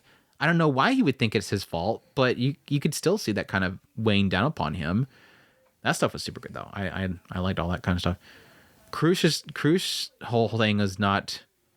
What do you think about that whole situation? That he technically got the dragon blood in him, and it seems like, based on the vision that he had very briefly, it seems like the dragon blood's trying to protect him. Because it looked like the mob beasts were coming in his own mind. It looked like mob beasts were coming in to take control of him or something. And the dragon appears inside of his mind and fights back the mob beasts. And so I'm assuming that there's a, mixed in with all this corruption that comes from the dragon blood, it seems like the dragon blood itself, which they kind of insinuate is from this bloodline, is this blessing from the dragon for the family or whatever. It seems like whatever that is trying to keep him from losing himself, because he should have lost himself at this point. But instead, he got his leg back. He's able to draw it from Krush. I'm thinking this dragon's blood, which is in Capella, which again I think is probably this princess from long ago. This dragon blood seems to be favoring him, which is very, very interesting. Why him? You think that he has the dragon? Well, she dripped the dragon blood into him. Right. And I think it's that dragon blood itself is, I don't know, the dragon's in him, or it's just in the dragon blood. His shamak has always drawn mobbies to him. Right. But specifically right here, when he got the dragon blood in him and he falls in the water, briefly it shows like an internal struggle that happens within him, which you would assume is when, similar to Krush, it's taking over his body. Similar to all these individuals that eventually join to work at Capella's side, the dragon blood seems to mutate them into something else that will then support Capella. But it seems like with Subaru, it didn't. It just restored his leg. Like it heals too. It looks bad. It looks bad, but he didn't transform. He didn't get taken over. And so I'm assuming again the dragon's blood is favoring him for some reason. I'd be curious to find out exactly what that is. I didn't really think about that one. But yeah, I think about these things when I make long ass videos about every episode. I tend to do that. But no, they end up revealing that they were looking for, was it 3 things? One was how they call it, the manufactured spirit, which is obviously going to be Beatrice. Right. The book, which, yes, we kind of find out for some reason. Your buddy did it. Dude, Oto's sus as hell, dude. I've been saying that for the longest time. Oto's sus as hell, dude. Okay, so picture this. You have this epic battle happening between Ram and blanking on his name right now. It's been so long since I watched this show. I'm already blanking on names. Subaru Rosewall. I have to say his name. I have to say his voice before I can remember his name. Subaru. Subaru. Rosewall and Ram have this insane epic battle between the two of them, and there's flames all over the freaking place. And at some point, Ram pulls out this book that is everything to Rosewall. It's literally the thing that was given to him by his precious Ekidona. And she chucks the book into the fire, and Rosewall loses it. And amidst all of this crap, Oto goes, takes it out of the fire, and runs away with it. This dude runs in there while Rosewall's losing it, grabs the book out of the fire, and then runs off with it to see if he can restore the damn thing. Dude's sus, dude. Now, granted, he could have sent a beetle or something because he can talk to animals. He probably sent like a boar or something in there to make bacon and grab the thing from the flames and run off. But he's sus, dude. He's super sus. I don't trust the dude. But I get his... I was trying to be an apologist, and then suddenly the book happened, and it was like, nah, bro. That's it. You have the book. Why do you have a book? He's sus. But no, I did like what he's doing there. I do understand what he's doing. Yes, Rosewall has the pact that he made. But he could have things already in effect, so it doesn't matter. He could have put everything, because again, thinking about this, okay, I need them to keep trusting me. I did a lot of bad things over this whole time with the sanctuary. I did some bad things. I need to make a pact so that they can trust me again. Let me put in a whole bunch of things into play before I make the pact. That way, I can still keep things progressing towards where I want to, but I'm not directly involved, and I can make this pact with them and be just fine. That's sort of what it seems like Oto is mentioning there. He's already put things in place, so he doesn't have to orchestrate it himself. He just has to wait for it to happen. Now the question mark is what happens when it finally comes into effect and he has to finally make some movement himself. Is he bad? Is he bad off? I get his susness of him, but I don't trust Oto. He always shows up at the he's got gluttony right in front of him, and then cut forward and he's saving Felt from Mean Daddy, Kendra Suda, and he's like, yeah, I'm good. I ran into gluttony earlier, but thankfully these guards showed up and saved me. I'm like, dude, how did you survive being right there next to gluttony? He's sus. He's super sus. I don't trust him. I think one of my favorite one of my favorite moments of this season so far was probably everything around Garf. Freaking love Garf and Mimi, dude. If you asked me last season, who do I think should get with Garf? The last person I would think of is Mimi. But then this season happened, and I'm like, I love these two. I love Garf and Mimi so freaking much. She's just so precious around him. I love when they did you watch all the minis? No. I need to. You have to with these ones. Like I need to go back and make sure that I watched all of them. But second season one especially, there's so much. Well, I think I mentioned to you before, they finally did the reveal around Al, right, in the mini. The fact that he is Isekai too. But they had one mini where it showed when Garf and Mimi first met. It was at the Rosewall estate. When they first met, she comes there, and then she's immediately just super likes Garf and his name and his strength and all this kind of stuff, and she just quickly gets into him, wants to call him Garf. And then yeah, just everything after that, just every scene with her trying to give him encouragement, trying to figure out what's going on with him, obviously knowing that he's hurting with his mother and everything like that. And then at the very end, like I just embracing him out of nowhere. He's like, why would you do that? Because I was taught that, I think it was from Anastasia or somebody taught her that If you like somebody or something like that, you would, bring them into your bosom to comfort them or whatever. And I like you, so I'm going to bring you into my bosom. I was like, damn, girl, I love these two. Been super good. Super good.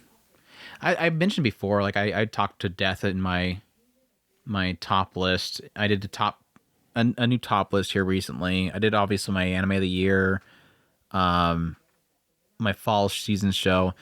One thing I keep repeating with a lot of those ones, I think this writer is just too damn good at so many characters that are all super freaking fascinating. And again, the aspect of not showing all your cards. Like that's always been kind of a key thing that this writer is so good at. Like there's a lot of things that I want to know more about. I don't feel like I don't feel ever that I don't get enough. But each episode I can probably give you a million questions. Like if I didn't care about spoilers, I could probably write an essay about everything I need answered every episode. This has been a fascinating season, honestly. This is probably the first season where I actually genuinely started to like Subaru. It took you this long to like Subaru? I've always liked Subaru. I didn't like Subaru in the first 3 episodes. If you think back about on a lot of our conversations about Subaru, Subaru's always been this kind of love-hate thing for me. I like a lot of the characters around Subaru, but Subaru has been kind of like, he's all right. And this season, for the first time, I think it was that speech he did. That was kind of like, that was a good moment. I think that was easily, whereas before he's kind of like, he's just this likable doof, I guess. And then, but this time he really fit that bill. He just hit the moment. And I think he did that well. That speech was fantastic. Yeah, I will admit, like when that whole thing came up, I'm like, okay, I know this is going to be cheesy. Like I just knew it was going to be a cheesy conversation. It was interesting because it was one of those, like, he initially wanted Anastasia to do it because he felt like she would have authority. And it kind of was one of those ones where at the end of the speech, I'm going, yeah, I can see, like, this is the obvious conclusion of how this is going to play out. Somebody needs to make a speech. It's obviously got to be the main character. But it was one of those ones where, like, it was so perfect because of how initially it plays into sort of relating to the people. And then after that, it kind of gets into, yes, producing a little bit of fear that he has from in his own mind that is relatable as well. Then eventually being very honest. I'm not great. Like I'm not this, hero that will destroy you all, but I've done some of these things.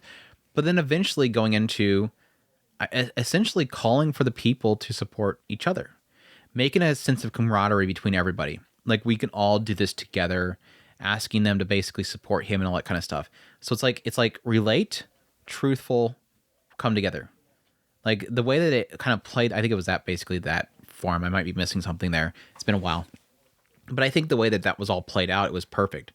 I like the fact that afterwards, like, crap, it was a bit much or whatever, because there was an element there where it's like, yeah, you can be afraid because, or you can almost see that what he does is sort of the wrong choice because there is the uncertainty is sort of being the issue right now. And he's creating a massive amount of uncertainty there. Like even at some point they had one of the girls was like, please stop. Like, I don't like this. But it was that whole aspect of finally telling them at some point, hey, I'm in the same boat as you. By the way, look at the person next to you. Everybody's like that right now.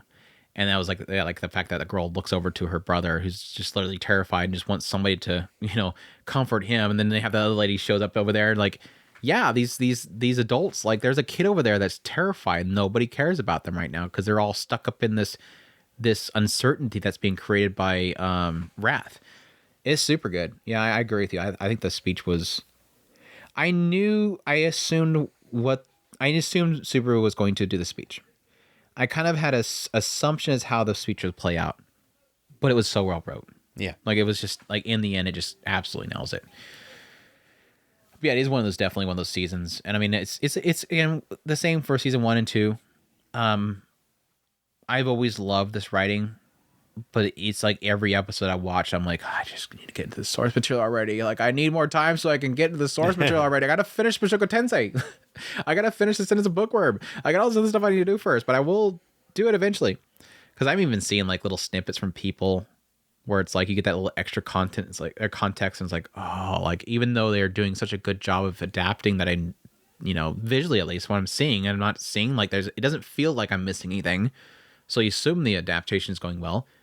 But getting these little snippets, like again when Mimi is embracing Garf, like having that inner dialogue from Garf where he's telling himself over and over again, I'm a tiger, I'm tough, I'm a tiger. What is she talking about? I don't need to be weak, I don't need to cry, I'm a tiger. He's talking about how he needs to stay strong. He's telling himself to stay strong, and then he breaks, and that's when he starts crying, and Mimi's arms are like, that's a good little extra context there, the idea of how he's trying to fight to be strong, and then he finally breaks. Super good.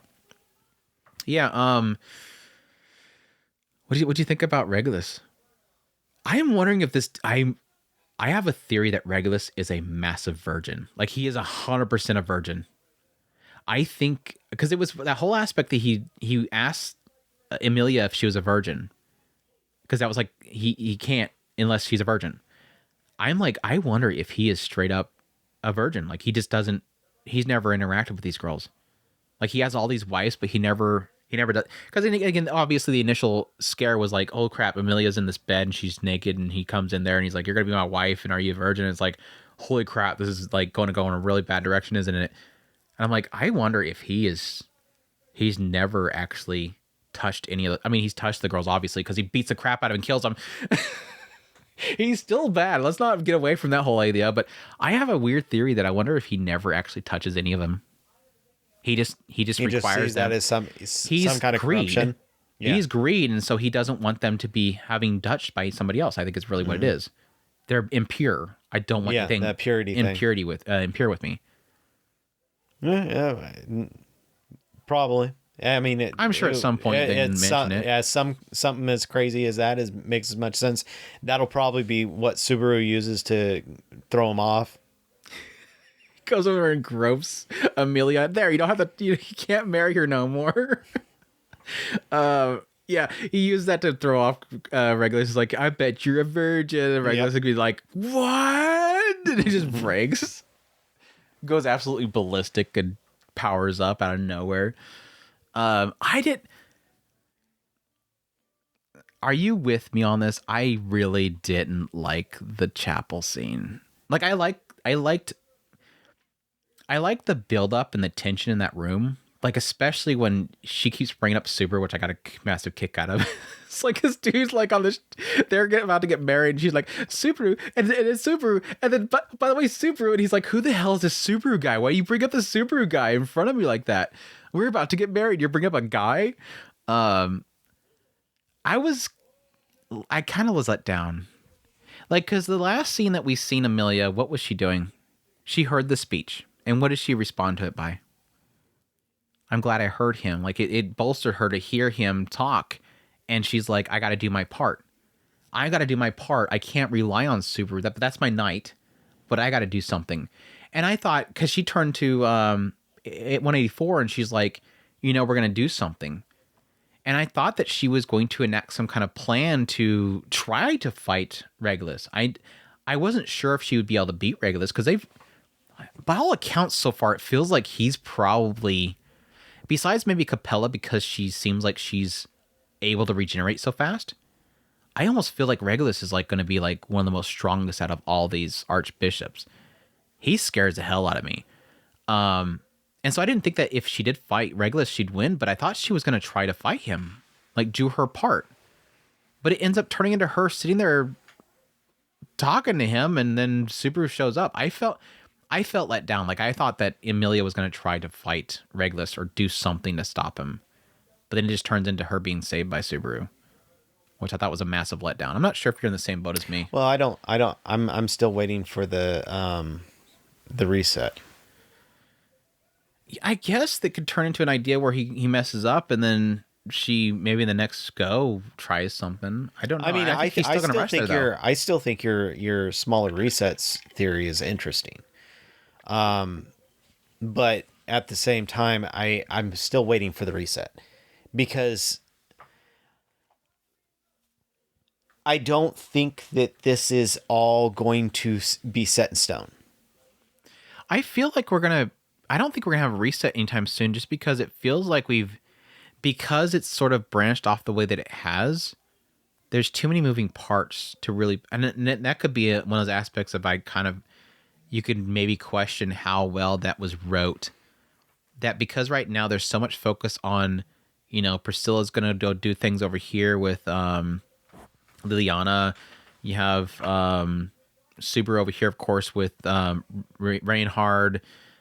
Who was the other group? Garf and the old Sword Saint, going off over here to fight. Who they were fighting? They were going to fight Capella. Yeah, and then Wrath was going to be Priscilla and Liliana. Like, there's so many different groups that are going out to all four of these different witches, that I'd be curious how that could play properly with a reset happening. And I mean, I agree. There's too many moving parts, but it seems like we're way overdue for a reset. I mean, when was the last reset? At the beginning when Wrath was introduced? I don't think the resets are needed, though. Unless, again, I always like the resets because they tell a different thing every time. I don't want a reset for the sake of just having a reset.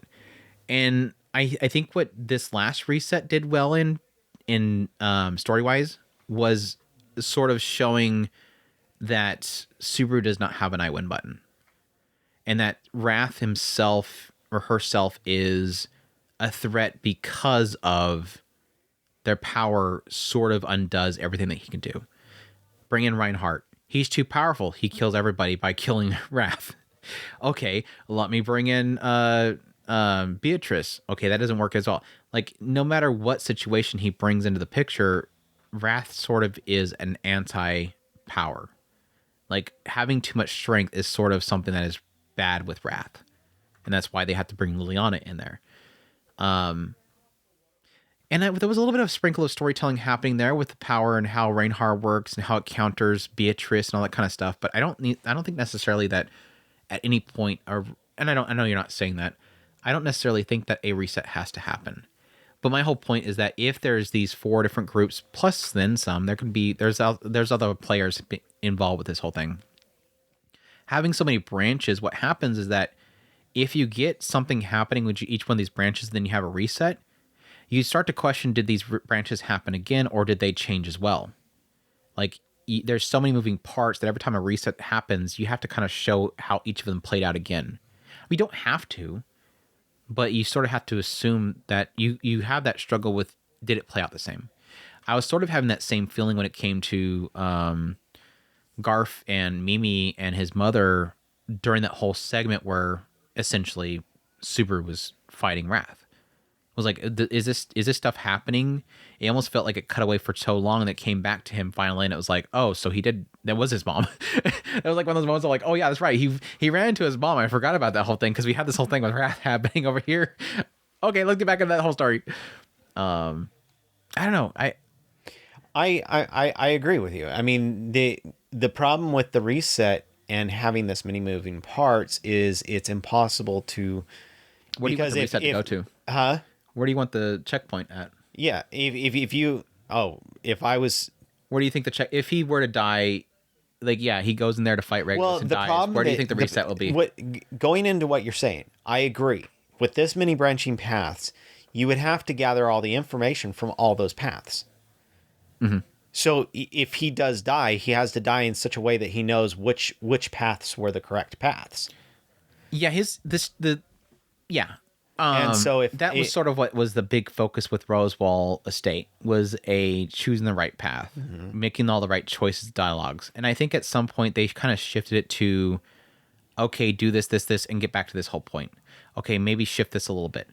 And I think what the problem that we have right now is like I don't see them going back beyond them choosing who goes where. But that could be a good point in which they do have a reset point. If you do have him go after Regulus and then realize, no, it was a bad choice for me to bring Reinhardt. Reinhardt should have been with them over there or something. a reset point to that room where he chooses who goes where could be a good reset point, because then it would cut back to that meeting room, and then But suddenly, he still needs all the information. That's the problem. what information? He needs the information from the other branches. He would need to know. It would be an aspect of, like, again, yeah, he gets feedback saying, yeah, Priscilla got wrecked. She's dead, and so is Liliana, and now currently Wrath is going over to take out, Wilhelm.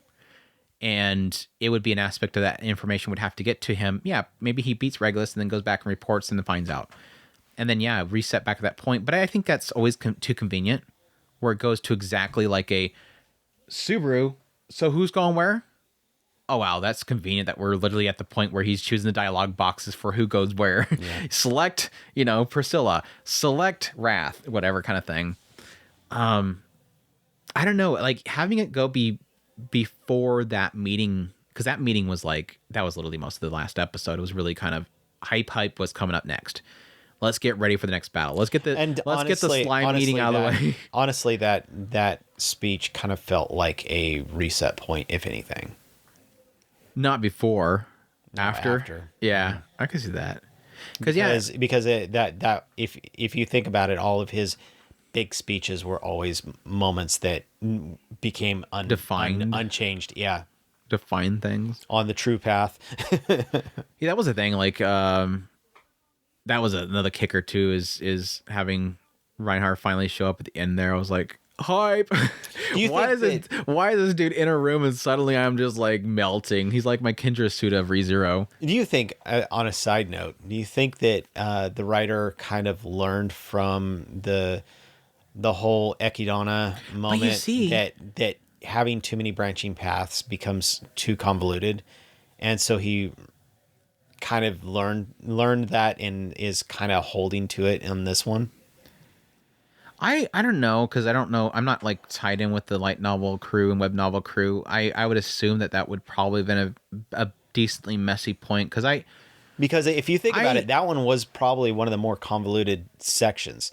The Roswell Mansion was not as bad. Most of his other arcs have not been that bad. The Roswell. Most people have a problem with the whale segment. Most people that I remember criticisms of the series was the whale segment. I don't remember hearing much complaints about the Sanctuary. But I mean, the reason that Sanctuary works so well is because it did well enough to kind of take its time, kind of diving into each little kind of branch. I think if anything that I kind of struggle with was a lot to do with Rosewall himself and the past. That stuff kind of felt like I loved it, but at the same time, it felt like there was so much unanswered there, or at least it felt like it was getting unanswered until like the very end. I don't know. I didn't find that to be too much of a struggle. I did kind of struggle a little bit with Otto, which again, I always struggle with Otto. He's like the coolest bro, but I don't want to trust him. What was I getting into? But no, if the reset point of the speech would be difficult though, because that would be pre-meeting with everybody. So do you think there would be anything within the meeting with everybody that should change? Like, that's even pre him seeing Krush. That's before he went back to talk to Krush, wasn't it? And he absorbed some of the blood. I mean, it's possible. I don't know. That one's a tough one, because I think that maybe the meeting would probably be the reset point, but either way, I mean, that speech in particular would be unchanging. Yeah. That, like I said, that just feels like a. I don't see how that. Yeah, I don't see that could be one of those ones where I don't see how you could do it. I don't. Usually, a lot with these situations, there's something else that he could do that would be different. And with that situation, the only thing I can think of is if he finds out that encouraging the people was a wrong idea, and that it would be better to have them not be encouraged and to stay in despair. But the whole point there was to pull them out of despair, because they were harming each other. They were killing each other. Yeah. And so he had to stop. He had to get rid of that. He had to snap them out of that and force them to look upon each other in order to bring them out of Wrath's control, essentially. Anyways. Because apparently they couldn't just get Liliana on the mic and sing a song. Mm-hmm. Just couldn't get Liliana there just to sing a damn song. Reinhardt just popping out the random blessings. That was so hilarious. They're like trying to find out what's going on with Liliana, what her ability is or something like that. And then suddenly he gets a blessing of like insight or something like that so he could see her blessings. It's like, I like how like Subaru's like, wait, hold on a second. You just granted yourself a blessing. You just granted yourself blessings. Like you could just do that. Yeah, he's a sword saint apparently. So he could just kind of boop. There it is. Boop. Right there. But no, I'm super hyped for more Priscilla. I've been loving her character. I do kind of like her as a sort of.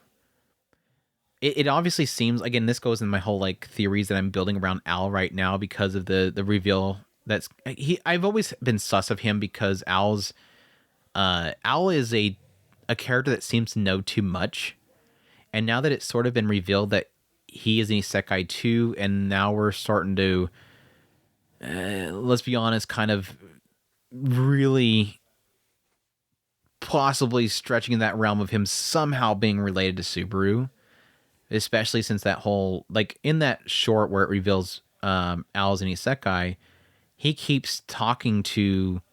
talks very informal with Beatrice.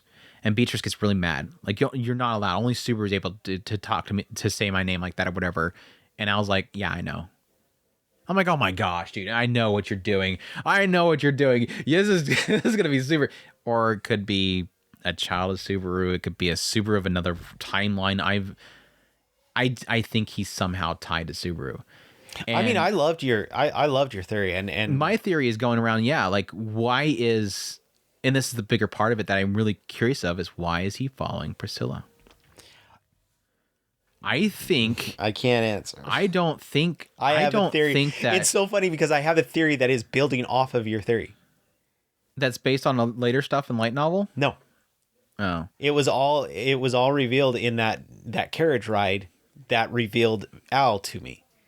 Oh. And that's the funny thing. It's tied into Priscilla.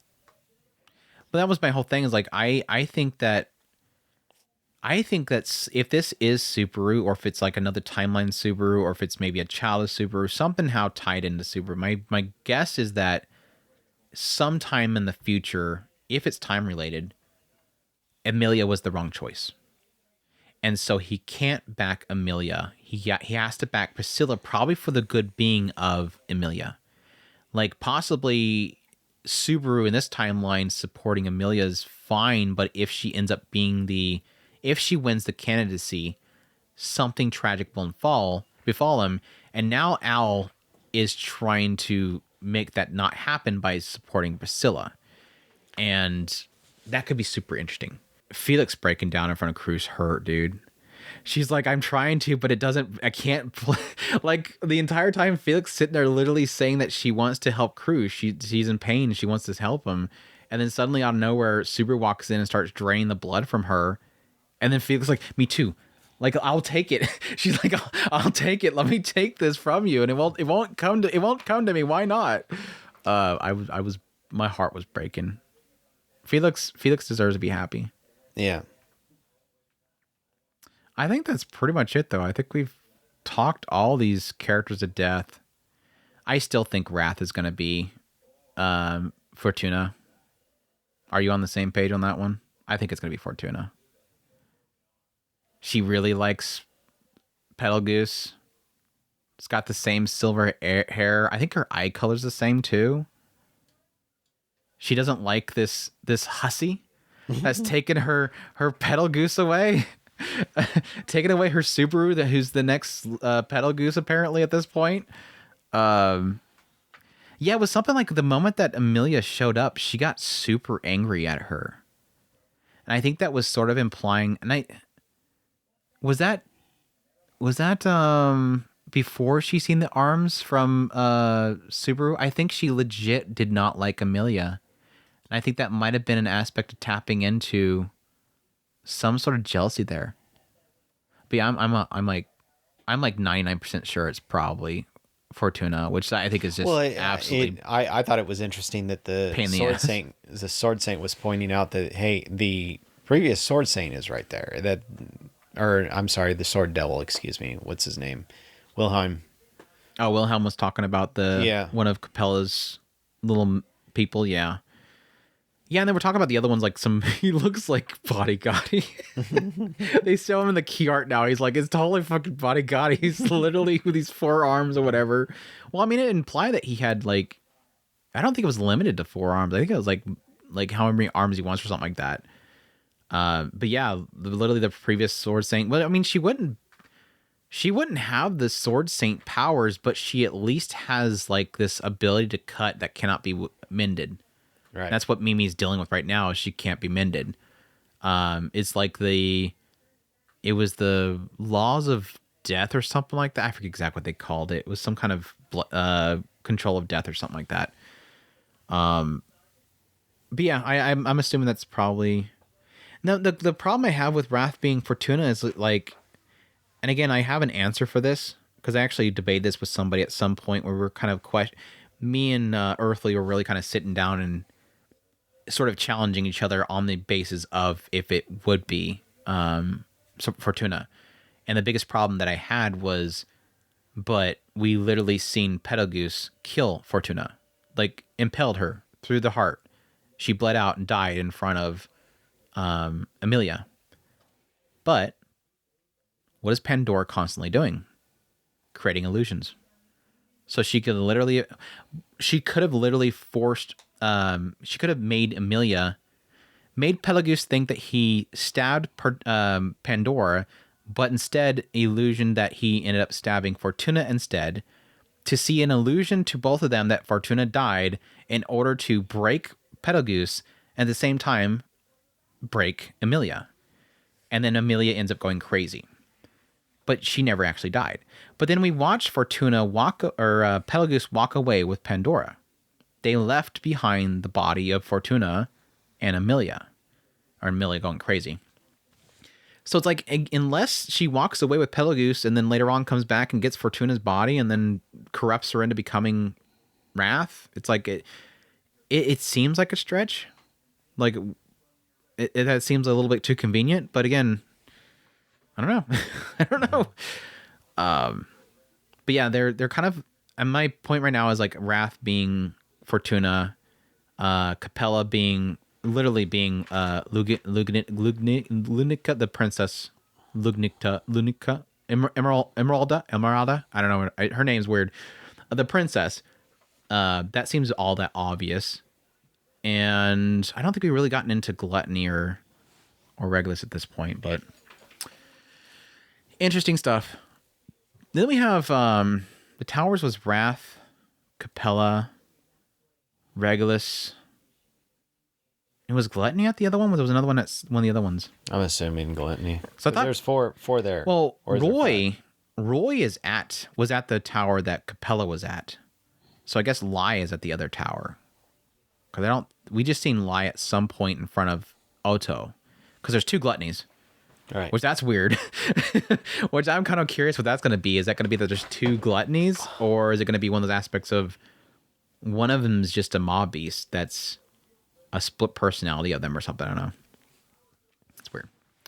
Anything else? I can talk about this show forever. Mm-hmm. It's just like Mushoku Tensei. Like it's one of those series where you can just keep yapping about it. I love it. I love it for that.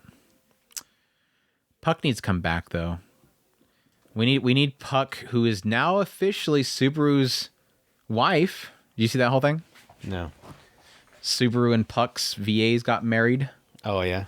Which obviously Puck's also Rudius Grey Rat, so Rudius and Subaru got married. The 2 fandoms can stop fighting each other.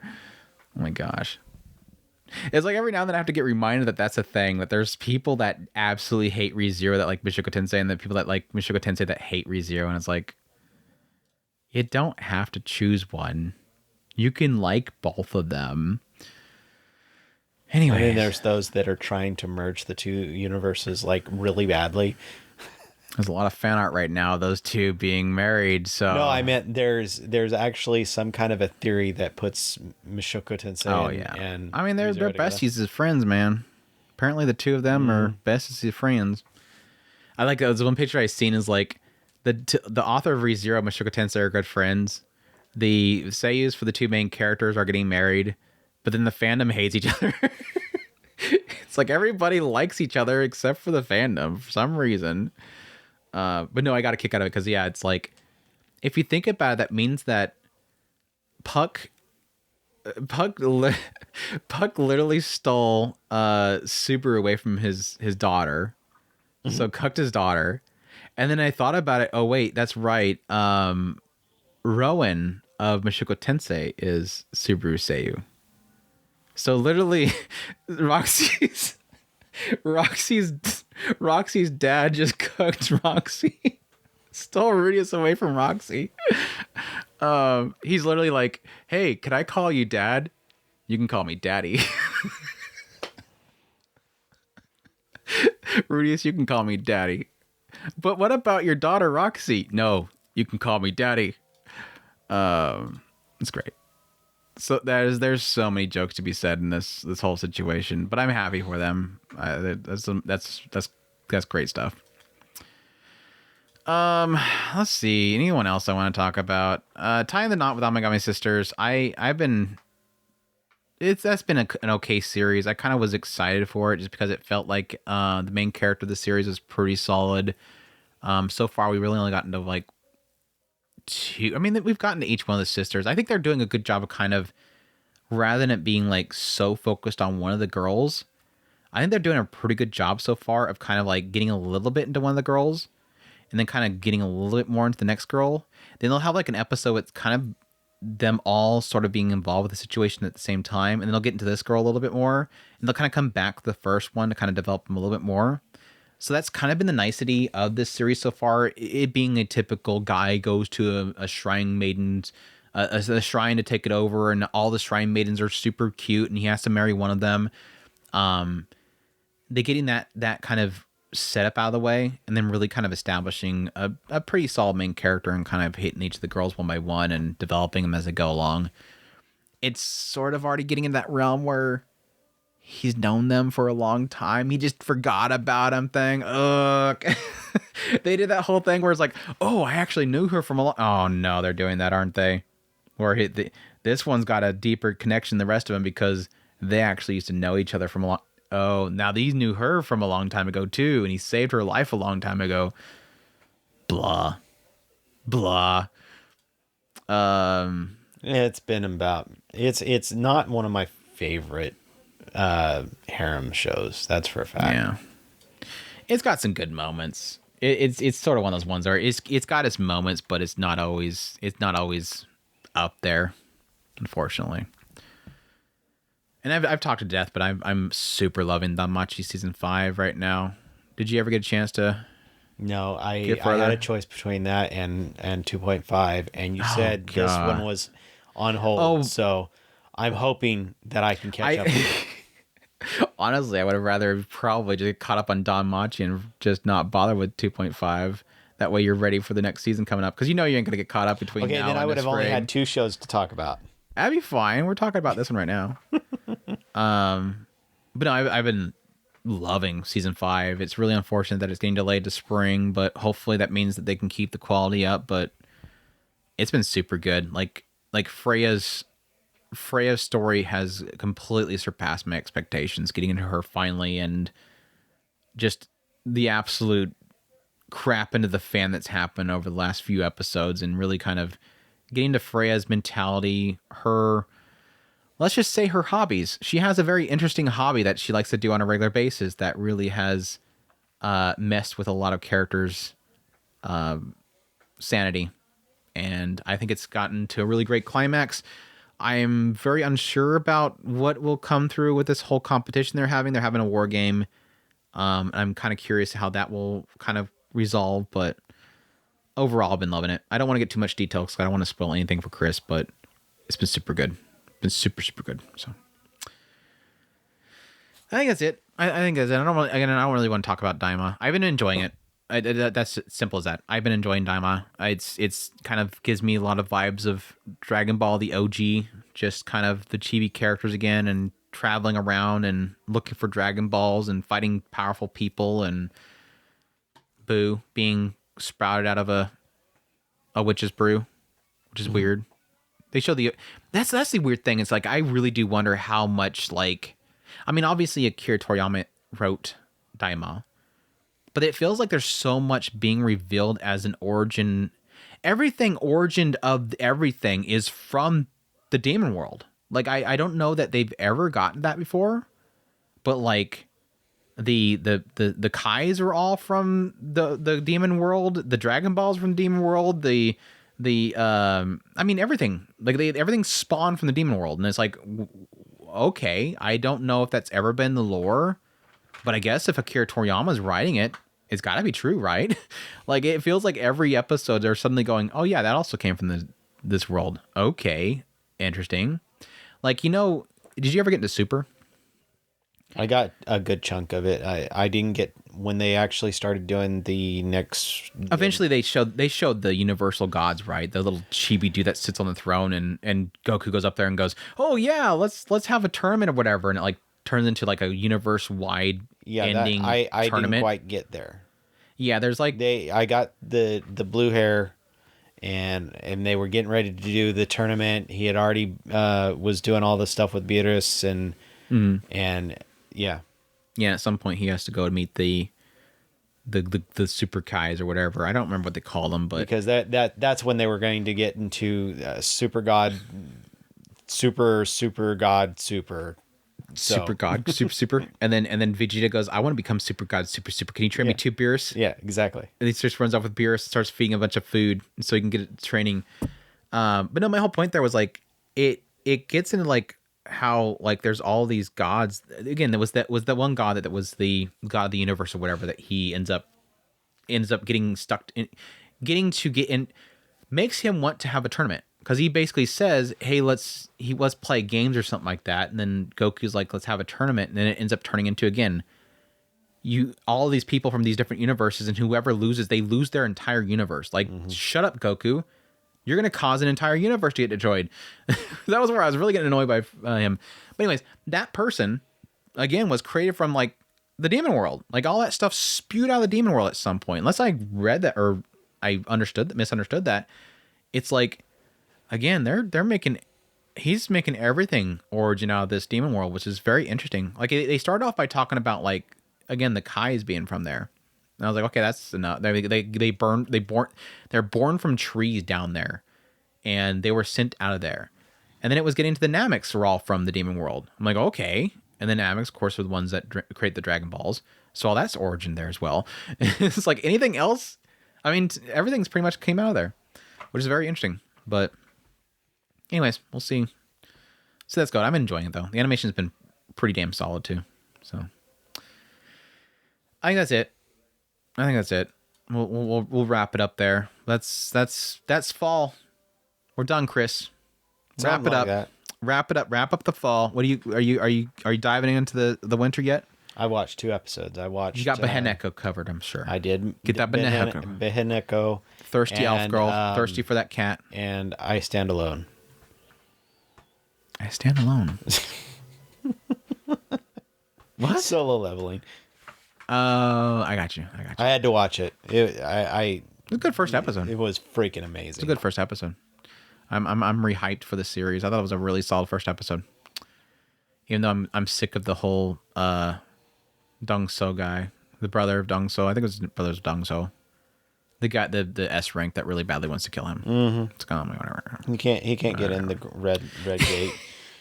Yeah, he's the most powerful of all time, but he can't get through a red gate. They kind of imply the idea that literally he's gonna get out of that gate. He's gonna if he's like, you're so lucky that you're stuck in that gate, but you're kind of unlucky because it's a red gate. It's like if he managed to, he's gonna defeat the gate and he's gonna get spewed outside there, and immediately he's gonna get attacked by this guy. Like, I don't know. I kind of wonder if the other guy will end up stopping him, but we'll see. But yeah, that's been pretty hype. I actually get the full version of the OP. Did you look for it on Spotify yet? Because you know it's going to be on the music podcast. Are you already look it up on Spotify? Nah, you getting ready? You're ready. You got it already like bookmarked. Yeah, I know you're going to make me look for that one. And then you had Link Tosite again. It was the ED, if I remember correctly. I seen that. Yeah. Yeah, it opened up and I was like, Link Tosite. Yeah, I know. You know it's gonna happen. You know it's coming. But yeah, we'll get to that. Shoot, I don't know. I'm not sure exact. Oh yeah, I think when if I can get it ready by the time next week comes around, yeah, we'll be going into probably deliberations for the anime of the year of 2025. Four, not five yet, Andrew. 2024. I'm ready for winter 2025 already. Or we might do a discussion next week. It just depends on if I can get stuff together for the deliberations podcast, because there's a lot of like breaking down genres and stuff like that for all the shows that we've watched. We'll see. You ready for that? Yes. It probably is going to turn to Andrew Yap Fest about the show he's watched. I'm terrified of this because more along the lines of you're just going to be going, yeah, I watched that. You didn't watch it. It was really awesome. And I'm like, well, we gave up on we gave up on combining lists a long time ago. I think we did end up doing the anime of the year combining because we need to establish an Otaku Spirit anime of the year. But yeah, we stopped doing the combined like actions and all that kind of stuff a long time ago because it ended up turning into literally we're fine with agreeing that if it's 1 on your list and it's 5 on my list, the one should be more prioritized. And so it ended up turning like this whole thing of like, okay, here, and then like here, something like that. We're basically putting a weight to where our placements are on each list, but we'll see when that comes around. But anywho, let's call it there. That's the end of the fall 2024 anime seasons. Again, we'll do the deliberations podcast, and then that will pretty much be a total wrap up of the 2024 year, and we can finally move on. Like I finished my fall top list just the other day, and I'm like, okay, I just got one more review podcast, and then me and Chris do our deliberations podcast, and then I can finally say goodbye to 2024. I can finally put the damn year behind me and move on, and archive all my screenshots that I have stored up in my computer and all the assets and everything that I keep for the year. Finally put it up. That is coming around the corner. Again, we're at talkspirit.com. It's where all of our links are. Social media links, ways to get a hold of us, ways to support us. We greatly appreciate you guys' support. Hope you guys enjoyed this podcast episode. And until next time, y'all take care. Os.